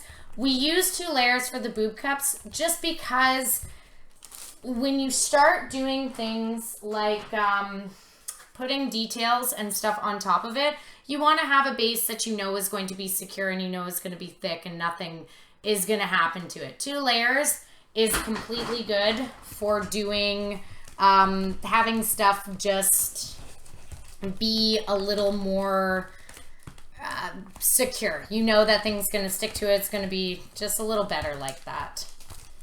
All right. Roll our balls here. I just need to keep this one up just a little bit again.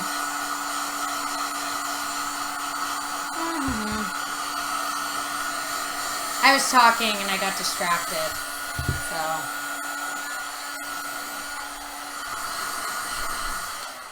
Perfect.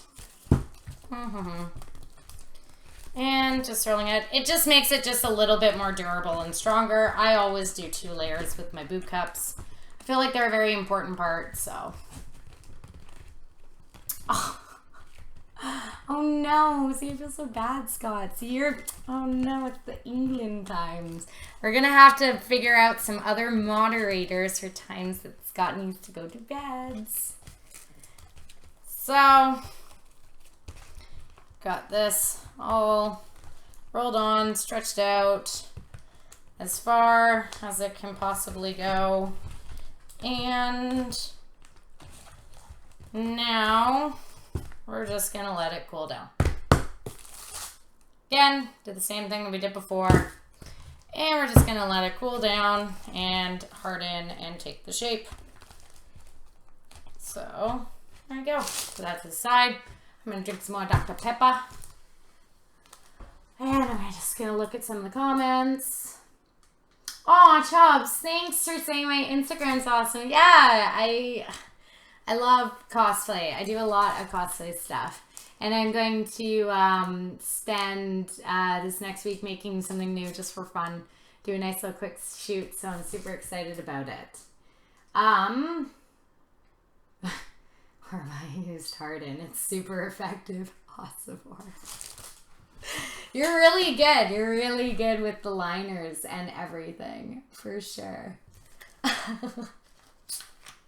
Oh, I know it's getting late for everybody, so we may have to move on to making relief and details after I'm showing like Worbla actually in action and actually making things with it.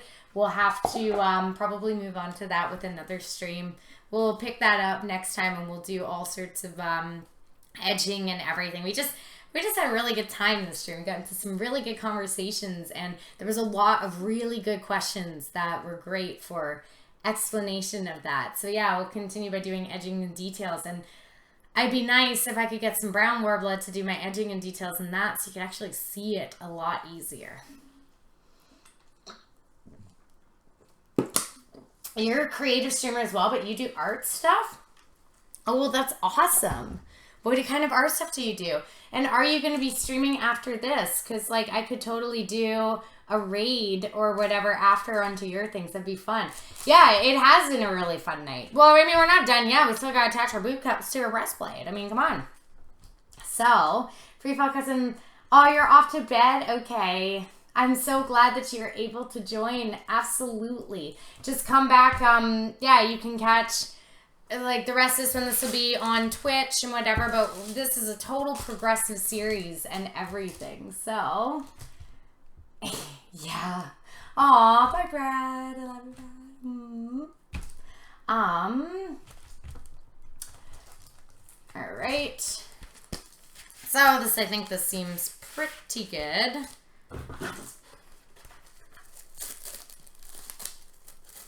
I'm gonna rip this off. Yeah. Cutting and ripping and getting out my beautiful baby styrofoam ball. Hey, Stoofers, what up? Haven't seen you all stream. Hello. It's Stoofers. So because I'm trying to go quick, it's not totally hardened yet, so I'm just going to leave it for one more second. I can feel the edge that I reheated again is actually still a little squishy. But it's because I was like, you know, people are like, I'm tired. So I'm like, oh no, I want to make this all go together and stuff. You're having internet issues, Stoofers. Oh, that's too bad. Oh. You figured out the donation button? Oh, that's awesome, Brad. Thank you. And look at my little, I added this. This was my, oh, this side. This is my new stream thing. Look at, they go with the names of people that donate. I thought that was pretty cool. Now I got something moving on my stream. I thought that was really awesome. I was like super stoked, you know? You got sushi rolls right now? Oh, I want sushi right now. My God. Oh, you do watercolor painting, ink pencil and stuff. Okay, when the stream's done, I'm going to go to your thing and I want to follow your stuff. I love watching painting things. I go to sleep to Bob Ross and it's fantastic. So it's just, I don't know. I love it. It's, I'm sure yours is super great and relaxing. So I can't wait to go over and see that. It's 4:30 p.m. Perfect time for sushi. Where are you, Modern? Where are you? Where do you exist in the world? I want to know. Yeah, Bob Ross is totally the best. Where are you that it's 4:30? Okay, so wait.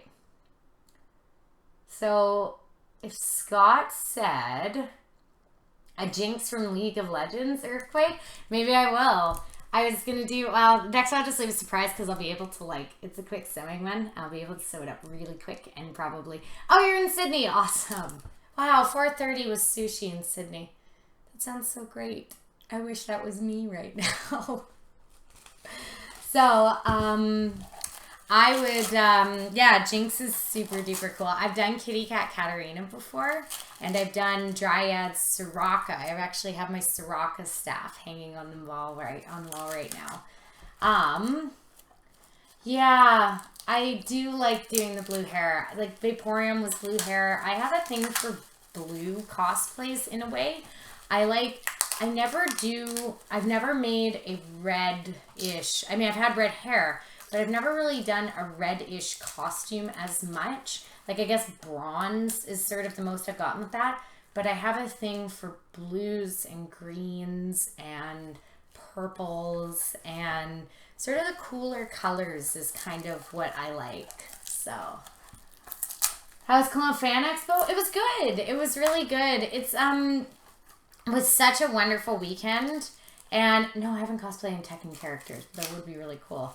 It was such a wonderful weekend, and it was so great to see everybody, and everybody just brought out some really, really hardcore stuff, except for, I hate that it's only a one-day con. Like, it really needs to be 2 days. Like, it's just, there's so much to do and to see and people to talk to and whatever, that you just can't kind of do it all in one day these days.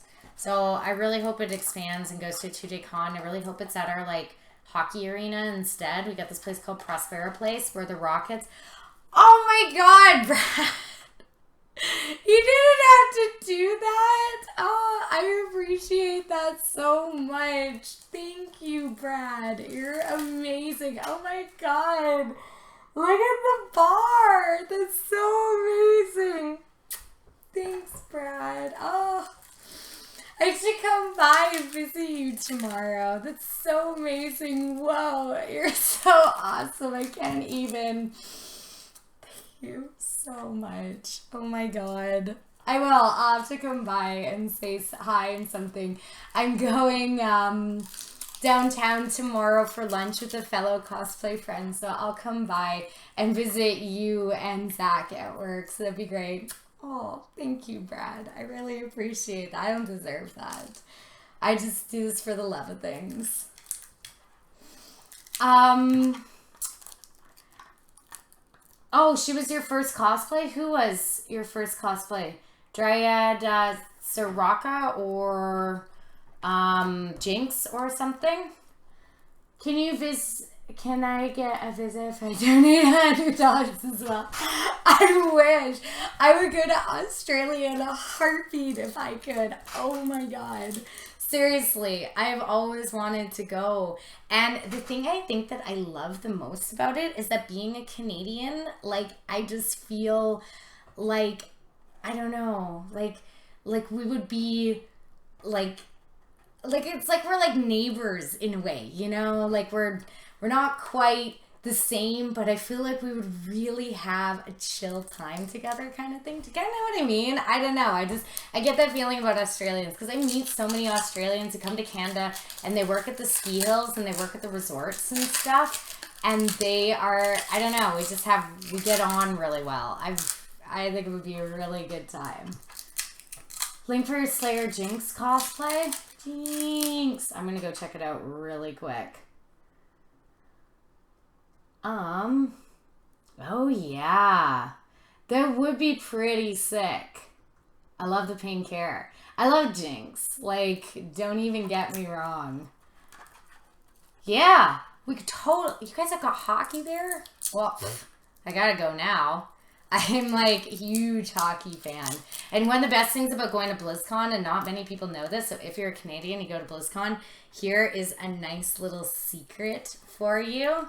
Yeah, I will come down and watch hockey at the rink for sure. Oh, Aussies do. Yeah, totally. Hockey's a big thing. But a little secret about BlizzCon stuff is that if you're Canadian or whatever and you're super into hockey, so during BlizzCon, which is in November, BlizzCon is like almost right next to the Anaheim Ducks rink, which means that you can go see a hockey game after BlizzCon. And Zach and I have done this before. You can go see a hockey game after BlizzCon, and it is like dirt cheap prices. So in Canada, so we went to go see the Vancouver Canucks play the Anaheim Ducks.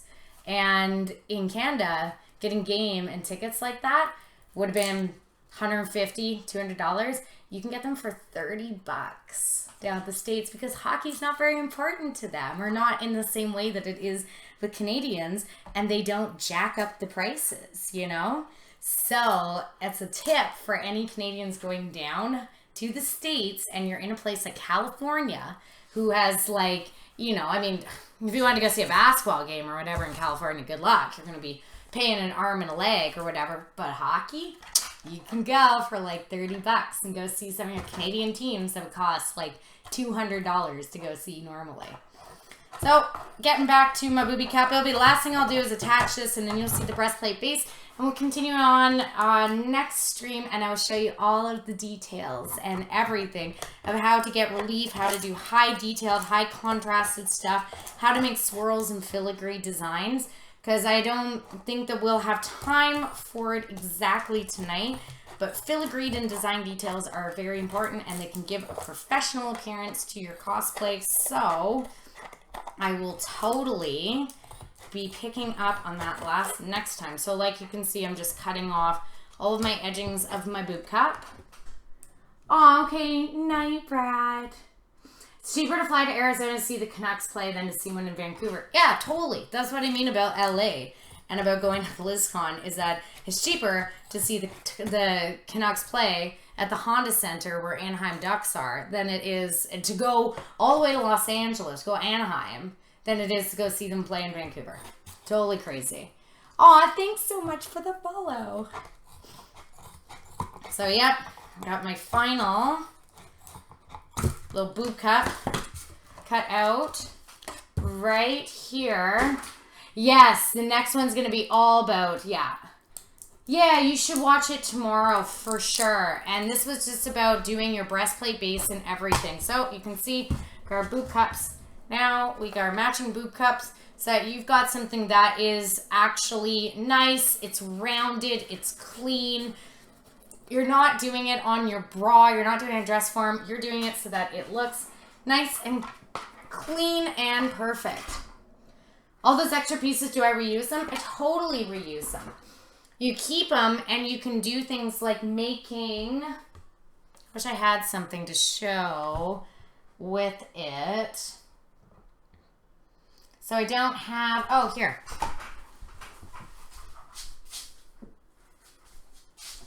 So I've got my barbarian sword right here. So all these little like teethy pieces, oops, not here. All these little like teethy pieces and everything, these tooths,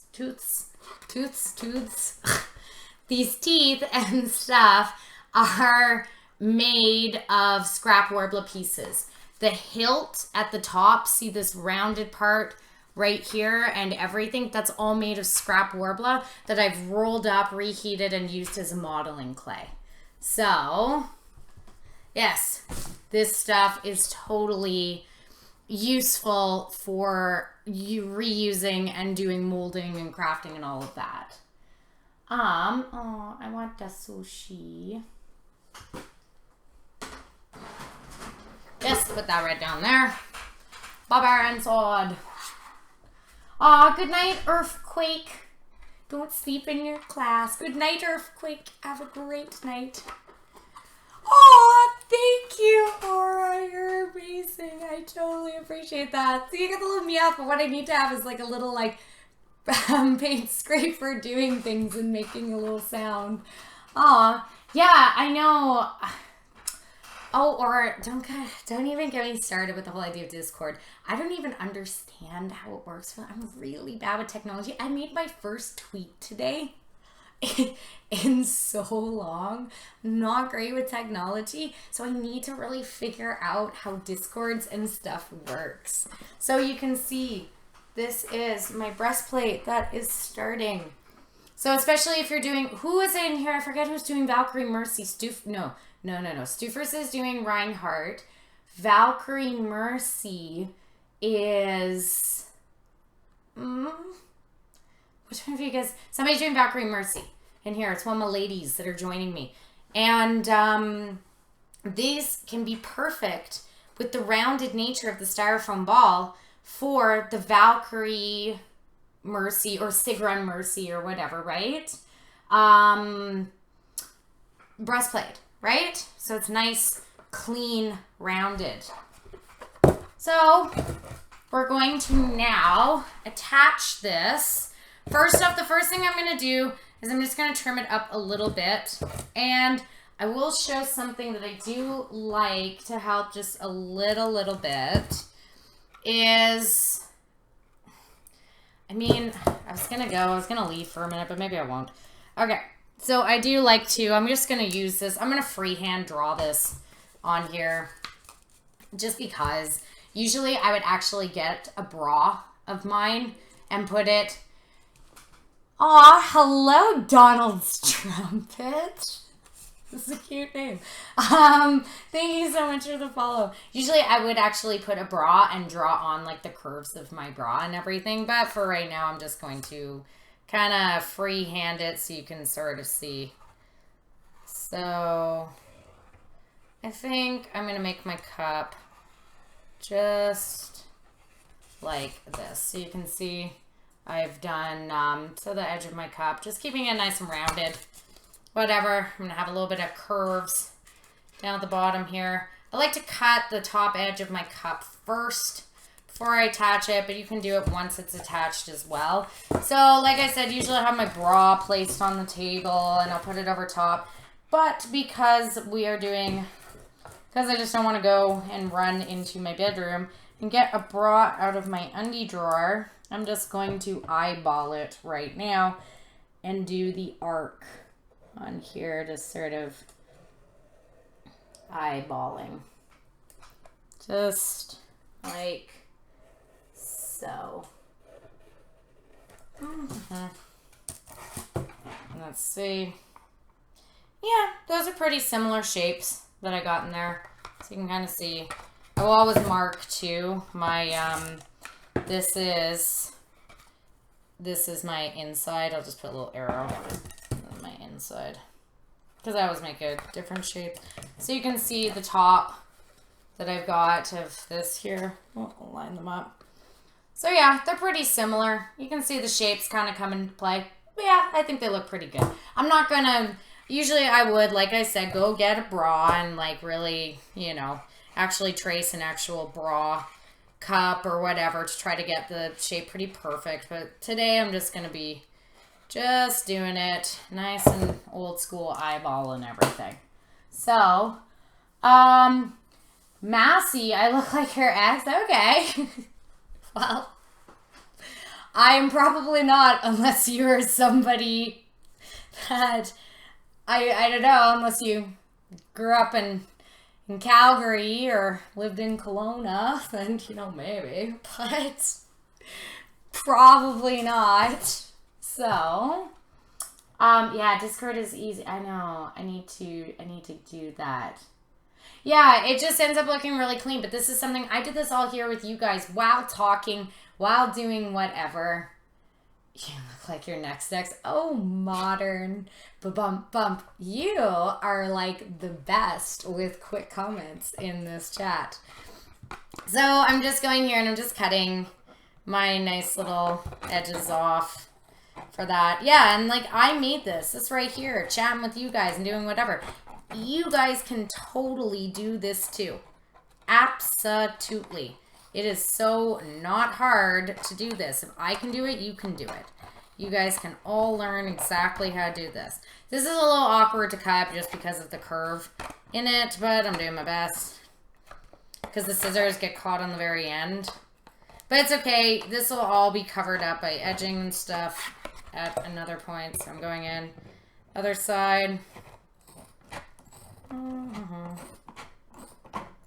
Perfect. Whoops. There we go. And a little arrow. Got my one boot cup.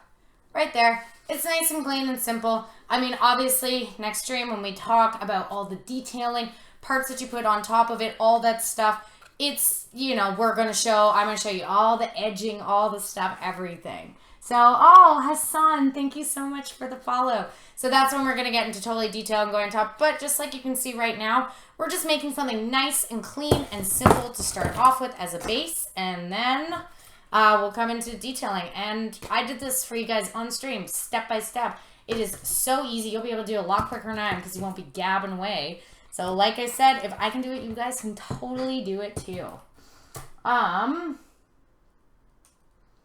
Mom. Oh, are you saying hi to your mom or are you calling me your mom? Either or, yeah, whatever.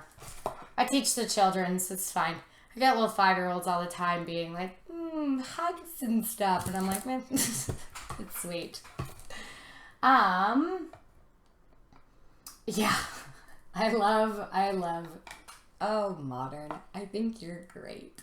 I just love that you're so quick-witted. So, you're a lovely addition with your quick comments to this. Massey Cade, hello. Thank you so much for the follow. Okay. So, like I said, just cutting out this little cup. Aw, thank you so much for the follow, Carnage Creations. So I'm just trying to cut this out. This was just my random lines that I did. Super not complicated. I didn't use the bra to measure, but I mean, different boot cups go for different ones, but we're just doing a nice, quick, clean one at first. So here you go. I got my cups. They're right there. Nice, quick, clean, super duper smooth, no air bubbles, no nothing. Like I said, people have used bras to try shaping on before, dress forms, and you know what? It gets lumpy, it gets whatever. I mean, look at this. This is perfectly rounded. You're doing Mercy, boom, you got this little Valkyrie Mercy or Sigrun, perfectly rounded. Wonder Woman chest plate or something, absolutely right there. WoW armor, for sure. Nice, hard, rounded, and just fitting like a dream, right? This is what we're aiming for with these streams, is that I can teach you how to do things clean, efficiently, and just so you're making something that really has a higher level look to it. Yeah, I can't wait to see your rhyme stoopers. I am so excited. Worbla is coming in the mail soon. Awesome. Yes, you're going to now join in with me. So, thanks, Jackie Brown. What's about my Instagram? I love posting posts and just connecting with people, so that's awesome. Do I need to sand those edges, or are they okay like that? I'm not cosplaying anybody at the moment, where I'm just showing how to make the basic structure of it. And then this will be a good thing too. I will decide on a breastplate for next stream. I'll decide on a specific character. I'll look around. Maybe I'll do Sylvanas. Maybe I'll do something like that. And so I can show you exactly the detail work and the layering work of using, like, doing, like I said, with like this, the multiple layer effect and stuff to add relief and dimension. Maybe I'll do something like that. So I'll transform this into something for next time. So after you cut it, are the cuts smooth? So you can see, well, it's dumb because you can sort of see the edges here, but I'm like trying to show you. The cuts are pretty smooth. But I always add, no matter what, some detail edging on the top here just to make it nice and perfectly sealed out and stuff. Like even on things like this, like the Vaporeon helmet, see, I like that. I almost poked myself in the eye with these ears. That was almost really scary. So I like to add edging and whatever to make things look really clean. Are the cuts smooth, like to the point that, are you gonna like cut yourself or anything? Absolutely not. Like, you're fine. You're not gonna cut yourself or scratch yourself with it. So, yeah, I don't know. I don't know what I'll turn this into, but I'll turn it into a breastplate just for fun, right? So that we can have a design. I can go on it like that. So I've done my little cuts here. I got my little arrows for which is which. So now I'm going to take these and I am going to attach my booby cups, see up in here, to the breastplate base. So all I need to do is heat this, the inside, and then heat the edge right here, and we're just going to fold it over and fold it in. One note, again, black Worbla. I probably won't do it right this moment, but I will absolutely reinforce this with some brown Worbla in the inside because I do not want these boob cups to pop out. If anything needs to be reinforced, it will be your breastplates. Like you do not want, I'll grab my brown Worbla right now, your booby cups to pop out at all. So I've already got my sides because I got my little arrows. So all I'm going to do, and this is very gentle. When you're doing your boob cup heating again, it is very, very gentle.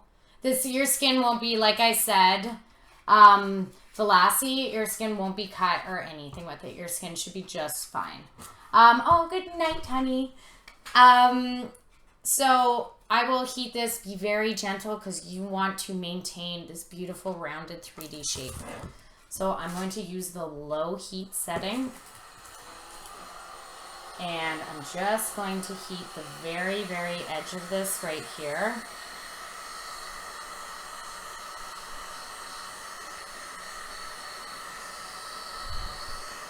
Just like so. Nice, nice low heat.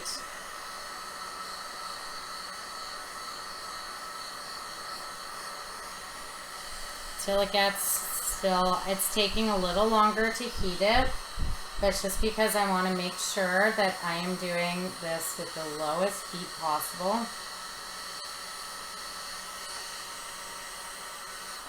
So starting to get a little floppy, really trying my best to make sure that it's nice, low heat.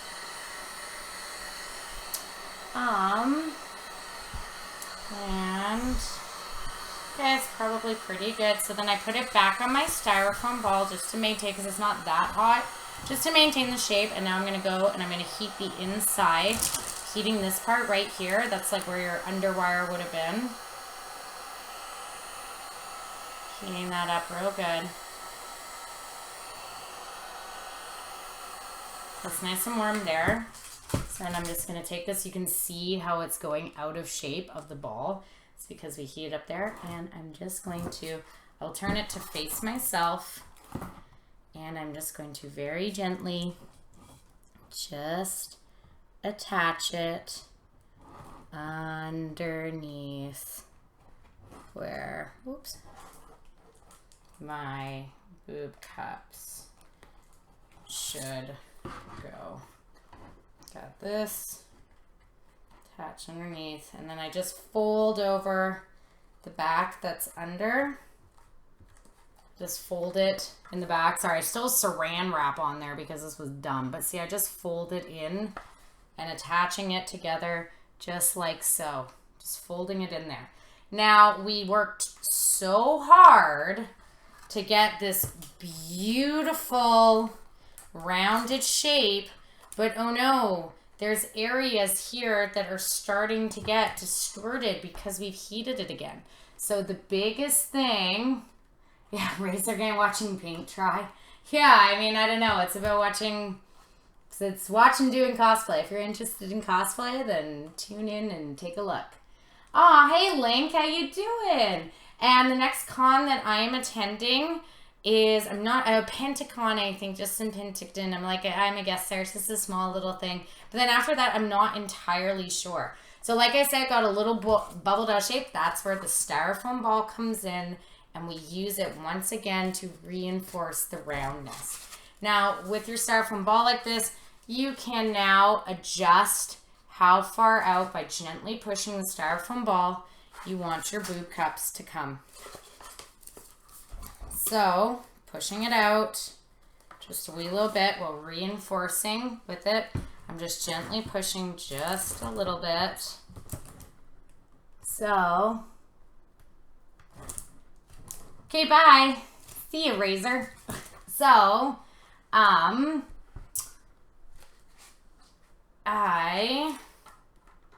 am just doing it, forming the shape, pushing it out just a little bit, just to make my shape.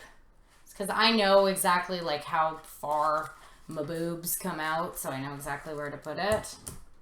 Yes, the step is sort of nerve-wracking attaching it. It's just a gentle process. You got the styrofoam ball that is protecting everything, keeping the rounded shape, and you're just gently pushing it out just a little bit so that you can have whatever distance your boob cup is, like however big your bust is. And there you go. We got one of our booby cups on. So let's put this on. Boom. As you can see, we got one of our boob cups on. Nice, smooth, clean. I will just do this really, really quick. So you can see the one side, my bra is kind of coming out a bit. But there you go. I have one of my boob cups on. It's actually, I was actually pretty good with eyeballing the direction of my bra and everything. But there you go. I got one of my boob cups on. I got my breastplate base almost done to just start detailing. So you can see it fits almost perfectly on the line of my bra. There you go. One boob cup, nice and done. Oops. Sorry guys. Sorry. So there you go. Oh, Night Aura, thank you so much for coming in and everything. So yes, sorry about that. I forgot that I just took the breastplate off and then my shirt was still up. So I'm so sorry about that, guys. So yes, it's like, I don't know, it's like a bathing suit. It's just a bra. It's like, you know, being in a bathing suit. So there you go. I got one of my boob cups done. Now, let's just put on the second one. So this comes at, yeah, waits for the modern comments. And where is modern's comment on this? So this, again, you're just going to heat up the edge and you're going to put it on. And this time you're going to kind of eyeball. So I like to eyeball before I do this, sort of where my placement is on my other one. So I'm going to eyeball like this, and I'm going to just take my silver marker quick and I put this on. Let's see, I can sort of see the height and where it all should come out. So we're going to do it about right there, I think. Yeah, probably about just sort of right there. And then the other side, it's about like right there. Perfect. Okay, time to heat. So we're going to heat that up really quick. And yeah, it's really starting, yeah, it fits so randomly well just from the eyeball. Thank you so much for the follow. So like you can see, I mean, that was kind of good to sort of see the one side of my bra that was sort of popping out on the other boob, because you can see that I did just eyeballing, because you know, I understand exactly sort of the curve there, and it really did. Like, that bra, if there wasn't any of the lacing on the side, it would have looked like the other side of the boob cup. So that was just eyeballing, and you guys can do this too. I did this so easy, just on stream with you guys. I mean, anybody out there can start making armor just like this so easily. You don't need to worry about how am I going to get these shapes and how am I going to do this stuff. This explanation is right here, and you've seen it. It is clean, it is crisp, and your armor is going to really have that next level look of being so clean and solid and more professional looking. You know what I mean? So now I'm just going to heat this one side up. This will be the last thing that I think I will do tonight. And then, yeah, I will pick a character to kind of turn this. Oh, thanks so much for the follow. I will pick the character to kind of turn this breastplate into. And we'll then do detailing and multiple layers and stuff next episode. I want to pick something with some filigree and whatever, just to really show some nice complex detailing. And during the week, I am going to go and get a sheet of brown Worbla from Industrial, just because brown Worbla sticks better, and then it'll be nice to have the detailing done that. Ugh, this is rolling. Where'd my paint thing go? Or my painter's tape. There we go. Okay, now I'm just heating up this other side. There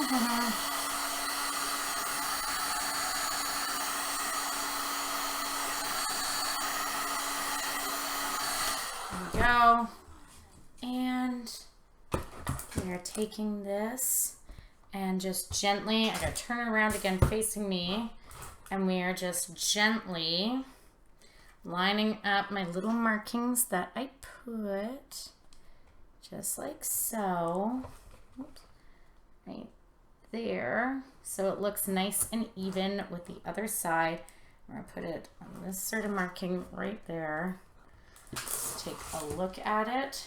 You can use your eyeballing.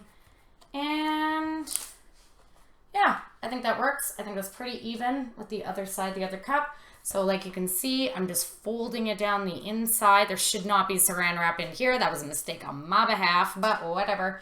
So I'm folding this down on the inside, just like that. It's folded down, it's stuck. I will 100% after this reinforce the inside here with brown Worbla because it is more adhesive. But like I said before, now comes, it started getting bent, it started getting molded out of shape. Now comes the styrofoam ball part. Now you're just reinforcing and getting your nice, rounded, beauteous shape back into it. So you can see too, if you need to push your cup out just a little bit, you can see, yeah, you'll do a dance for yourself. That's awesome. I will totally picture the dance. So let's see, I'm just looking at the distance that they're all, so I'm looking at sort of where they look like they're pretty even with how far they're coming out. So I'm just going to hold this on here and wait for this to 100% dry so that I am not losing anything on my curve. And waiting for it to just harden up. And then we've got our entire breastplate base. Like, we made this together. It was so easy. Like, you guys could totally just, you know, watch this tomorrow, go through the step-by-steps that I did, and check out the material list and everything, and go do it yourself, and you'll have a breastplate base. And then next Sunday, we can do detailings and stuff together. So, and the detailings will work for any piece of armor, any type of armor that you're doing. You can use this example in detail work. So here we go. And yeah, it's almost cool, almost. And there we are. We have our breastplate base. It is nice. It is all beautiful and rounded and nice and symmetrical. And look at my little arrows, they're all lining up. And we have it. We have our breastplate base. Just so simple right there. I'll show you. So, I'm going to take this up, use the mirror.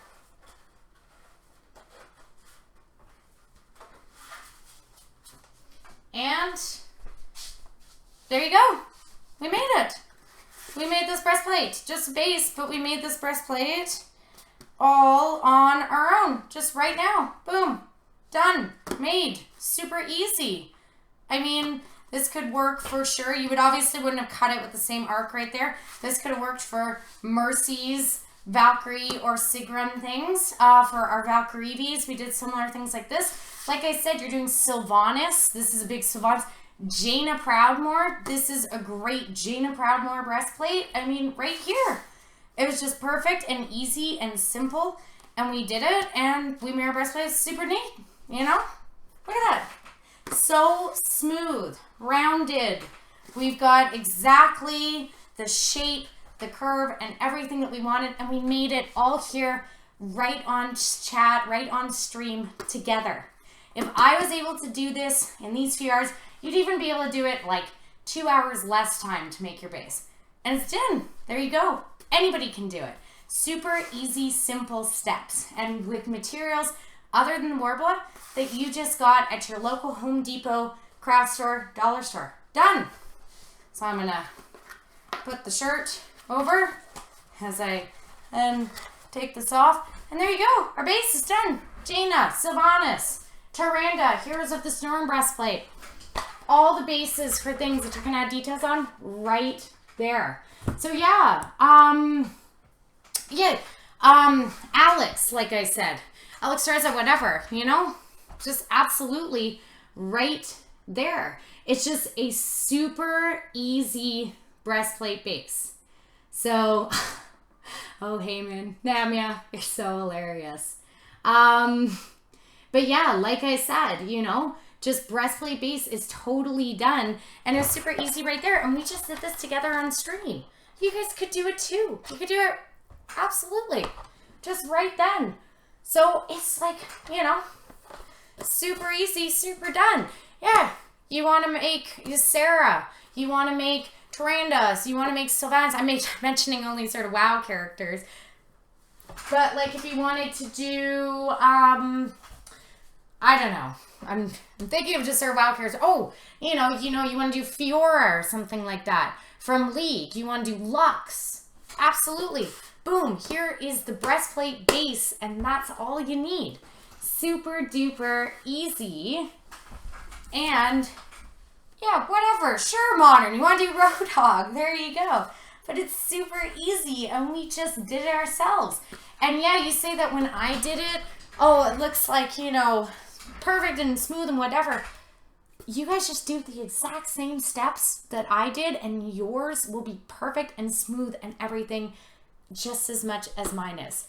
So this will probably, this is I think where we'll end it today. We made our base, got our breastplate. I'll decide on what breastplate to progress on with. Maybe I'll do, so I don't know. I just keep saying Sylvanas because I know hers has a half breastplate. It has a lot of filigree design. It has little details like things hanging off it. And that's kind of something that might be kind of cool to sort of like go on that, you know, to show all those things so that if you are doing any sort of, you know, you're doing some kind of armor, you're doing Skyrim armor or something like that, right? For men or women or whatever, you need heavy detail and you need more filigree stuff. You're making the gauntlet with the knife from it from Assassin's Creed and you need to do more heavily detailed. That's kind of, these are techniques that you can utilize for anything. So, yes. So, Sylvanas. Yeah, okay. So we might, most murderous war tree, indeed. But yeah, that's it. We did that all together stream and it was super easy. It fits, like you saw before, like a dream. It fits perfectly well and it's to us and we did it. So next time I will be showing how to do, I mean this, like my Snow White breastplate, for sure, like this one, it started out, you can see, it started out just as this, and then it became this, through detailing, through layers, through gemstones and everything. But this is the base. This is the basics that you need to know when you start progressing on an armor design. And every episode we're going to be doing things like that. You're going to want to see how to make a basic helmet, to to make a sword, to do this stuff. So there we go. Our breastplate is our breastplate show, right? This is our base, and it will become this. And with design and filigree and gems, it will become this. Right now it's this, but they're one and the same. The only way that I get to this and this level of filigree is to start off with a wonderful foundation, just like that. And that's all that we did today. And it was super easy. And anybody else can totally do it. So, yeah, Alex or, yeah, okay, maybe. Alex or Sarah. Yeah, and then you can make the little gem in the front too. Yeah, we'll see. I showed, oh, Stoopers, I wanted to show you this before. So I showed all of these. These are just some old gems and stuff that I had and whatever. You can see the glittery prettiness. I just found them kicking it around and whatever. So I'll show throughout the course of all of my streams and whatever, how to make all of these, how to do gem casting. I mean, this one was, you can see it was for, if you look at my Vaporeon Trident, I have these on there. It says what it was made for. And for my Wish Starter Helm, except I added too much dye to this one, which is why this one didn't work and didn't go through. But yes, this is a complex geometric shape. Again, complex geometric shape, and I'll show how to do all of these. These are simple, just curve shapes. But, yeah, so I got lots of gems kicking around and everything. So, yep, so we're going to be going through each step of the process. It'll be super great. I think we're going to stop it here. Before I stop and sign off for the evening, I would love to know if anybody has any burning questions that they would, my shirt's like a total mess, if anybody has any burning questions that they would like answered right now, I would like to just pause, take a minute. If anybody has any questions about what we did tonight and what the show was about this week, so let me know, and I'll just wait for a moment before I sign off just to know. So I'm going to put this to the side, and yeah. Oh, I'm so glad that you thought that it was worth it. It really was also so much fun. And you can see just how easily through conversation chat that I did that. So, do I like pineapple on my pizza? I so do not. I hate pineapple on pizza. I am so sorry, Modern, but I hate it so much. I don't like, okay, this is going to sound really weird. I don't eat like pies and stuff. I don't like hot fruit. I don't think fruit should be hot. I don't like when it's baked, and I don't like when it's warm. I only like to have like an apple and feel the crisp snap, or a peach or grapes or berries or whatever. I do not like hot fruit. So I don't like pineapple like that's on pizza. I like to just eat it. I don't like it. I don't know. Sounds weird, but yes. Maybe I'll cover this in another stream, but would you do any attachments to the back of the breastplate? Absolutely. Detail work and attachment systems of how to do D-rings and stuff. Like you can see D-rings here. That will be next stream. So details, relief stuff, we're going to finish this breastplate next stream. So literally it'll only be like, you know, a 6-hour project. You can make a full breastplate and you're done, right? So we'll be doing attachments and finishing the breastplate off as far as like all the details and stuff next stream. 100%. Aw, I'm so sorry. All the costumes I have, do I make them all? Yes, I have made every single costume that you see. I made them from scratch with these own 2 hands. And I learned everything just from trial and error on the internet. And that is the point of this show, is because it is trying to alleviate you having to scroll through pages and pages of random text or stuff that you don't understand, or only a 5-minute super quick build video. This is for long, detailed, step-by-step stuff so that you can start making the stuff and not be in the dark. So like I was when I first started. So I'm sorry. I'm sorry I don't like your pineapple pizza. I'm sorry, Modern. I don't like the fruit. I am, Devo. It was a long stream, but this is good. We had a really good time. So,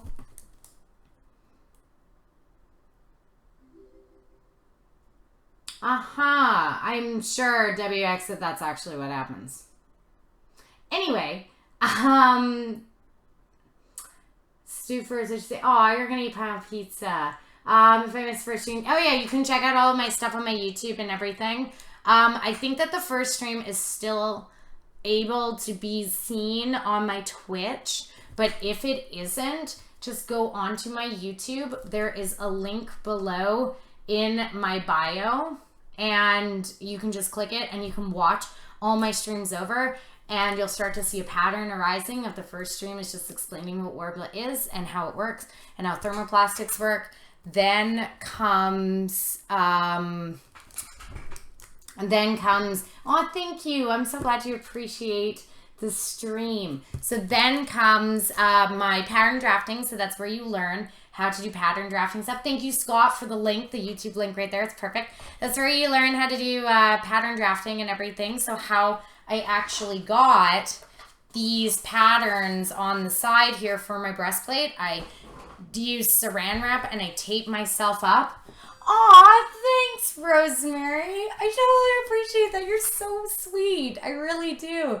Because of your guys' donations tonight, I'm going to Industrial Paints and Plastics tomorrow, and I'm going to get some brown Worbla, because this black stuff I'm a little, like, shaky with if it's going to hold. So that's exactly what I'm doing with your donations tonight. I'm going to go to go get a whole roll of Worbla for our next stream, so we can start doing edging and stuff in brown, because it'll stay on. So thank you so much, Rosemary. I appreciate that. So yeah, so then the next one, yeah, is pattern drafting. It's how you get those patterns. And then this one is now creating your bases. So this was creating bases with using those patterns that we drafted last time. Now the next one will be doing finishing work and details and creating greater depth and relief in these works. Like, you know, depth and relief like this to create it more three-dimensional and designs and everything, so that you can add that greater edge and that little bit of more professionalism into your work. So that will be next one. Oh, and we'll go over, like I said, attachments, D-rings and stuff on the back, how you do attaching like your straps and whatever to hold up breastplates. Same thing goes for bracers. Same thing goes for legs. Shoulders. Shoulders is going to be a little weird. It's going to be a weird two-part sort of, maybe even multiple part episode, because shoulders can really give trouble to a lot of people, and the attachment methods with shoulders is not so straightforward. It's not just like put them here, put them here. You need to really understand the way balance works. You need to understand the inside pauldron, and creating patterns is a lot harder for it. So shoulders is gonna be a whole other thing. But we'll make really cool shoulders, like big wings or something on them. We'll do really cool ones for stream. So yes, thank you, Scott. You're amazing. Yeah, totally. Yeah, Scott, you come visit. Scott, you're wonderful. You've done so good. Thank you so much for being so great and so helpful with all this stuff. You have no idea how much I appreciate you, Scott, and everything. Also, I know Scott's like manning the mod button sort of by himself. If there's any people that are really going to be present on the stream from start to finish and they want to volunteer for mod status, I would be absolutely more than grateful for that and for help with that kind of stuff. So just message my Facebook page or my Instagram about it if you really would like to do that. And I know you and know that you'll, be present at that. So that would be so great. Yeah, shoulders are brutal. They totally are. So, yeah, so this is going to take this moment just to say that I really appreciate everybody coming and joining and saying, yeah, if you want to, Stouffer's, totally. If you want to be one next time, for sure. So, yeah, same, for sure. Athelian, if you would like to, absolutely. I mean, it's definitely, you're just so, it's really nice to have this be clean and a safe place for everybody, Like, we keep chat nice, and this is a good place for everybody to just learn and grow as cosplayers, and to feel like they have a safe space to come to and to talk to other wonderful cosplayers and learn, maybe hopefully pick up something and learn something. So yeah, so once again, I would just like to, yeah, I'll be, again, next Sunday, I'll be on between 6 and 7 Pacific Standard Time, PST. So it'll be sometime between then, between 6 and 7. Please join me again next Sunday. If you did miss more of this episode or whatever, you can go check on the YouTube, or it'll be saved on Twitch for a little while. But yeah, so come join me next Sunday, working on detail work. We're progressing, we're building, we're doing it together. And I just want to say thank you for all of your guys' amazing comments, amazing support, and your viewers. It is so wonderful that you guys were able to come in and to stop by. So I'm just looking at the one last little thing. Yeah, we have fun, and we have banter, and we have good things. So in the background, keeping you sane during the FF14 grind. Yeah, for sure. During your Final Fantasy grind. You just hear my voice nattering on the background. So this is good. I like that. I always like to put on streamers and stuff when I am just going in the background and everything. So I'm trying to see. I want to do one last thing I think I want to do. I know it's really late, but I'm just going to go check it out. Oh, thank you for the follow. I'm going to go check out let's go on to the creative thing, and let's do a raid of someone who is doing a really good job on creative right now. So let's go under there, and hold on.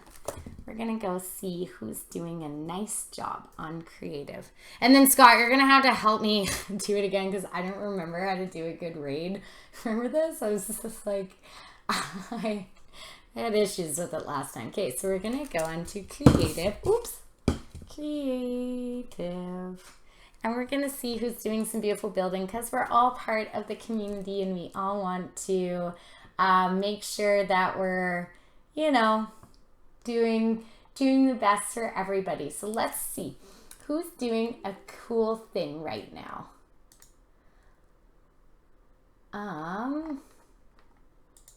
Aw, thank you so much for the follow. Let's see who's doing cool stuff right now.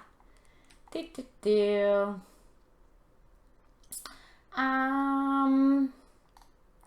do we want to watch? Let's do... Oh, this looks kind of cool. Do we want to do... Let's see. Do we want to do drawing? I don't know if there's anybody doing any crafting right now. So... Oh, I don't know. I've never seen this, because there's none of the people that none of my big people that I follow on here, but let's just do this, because this looks like super cool. Let's go to, oh no, it's playing stuff. Sorry, there was sound there. Let's go look at this. Looks really nice. Okay, we're going to go do this. There's none of my streamers that I follow. So yeah, there wasn't, to host you do !host and their name. So I'm going to copy paste the link. We're going to go do an Andy raid. So yeah, there isn't, there's not as many cosplayer craftings right now. So I didn't see really any. So we're going to just go to drawing one, and this person is doing sand art. I love sand art. It's where they have sand and they do all these beautiful artworks on the table. So I just want to support the local community and support all of the creative people. So here is the link. I'll put that in there. And we're going to paste the link for the Sand Experiment channel. And they're doing sand art. So if you want to do a raid over there and support some more creative artists, that would be awesome. I love supporting creative artists in the community. So there you go. It's the Andy raid, which I don't even know who came up with that last time, but it was a great idea. So there's some sand art stuff. Yeah, I think I posted, I don't know, I did a copy paste. I think it worked in chat. This is why I need help, but I need people like Scott and all of you guys to guide me through it. So yeah, the Andy raid, which is awesome. So yeah, oh, sand experiment. Yeah, so I mean, I just think it's fantastic. I love this. I just went through the creator channels and I saw that there was sand art and stuff, and so that's wonderful. So go watch some sand art, and last but not least, just want to say thank you guys all for tuning in. It was absolutely amazing to have you guys here, and I really, really hope that I will see you next Sunday, and we're going to have more fun just building and doing cosplay. So check out next Sunday, all about design stuff. If you need any of my Instagram, Facebook, Twitter links, YouTube down below, there you go. So once again, thank you guys. Oh, thanks for the last follow. Thank you guys so much. You were wonderful, and I can do this without you. And remember, like, don't ever feel scared. Don't ever feel nervous to start doing cosplay. If I can do it, you guys can all do it too. So thanks, guys, and have a wonderful night, okay?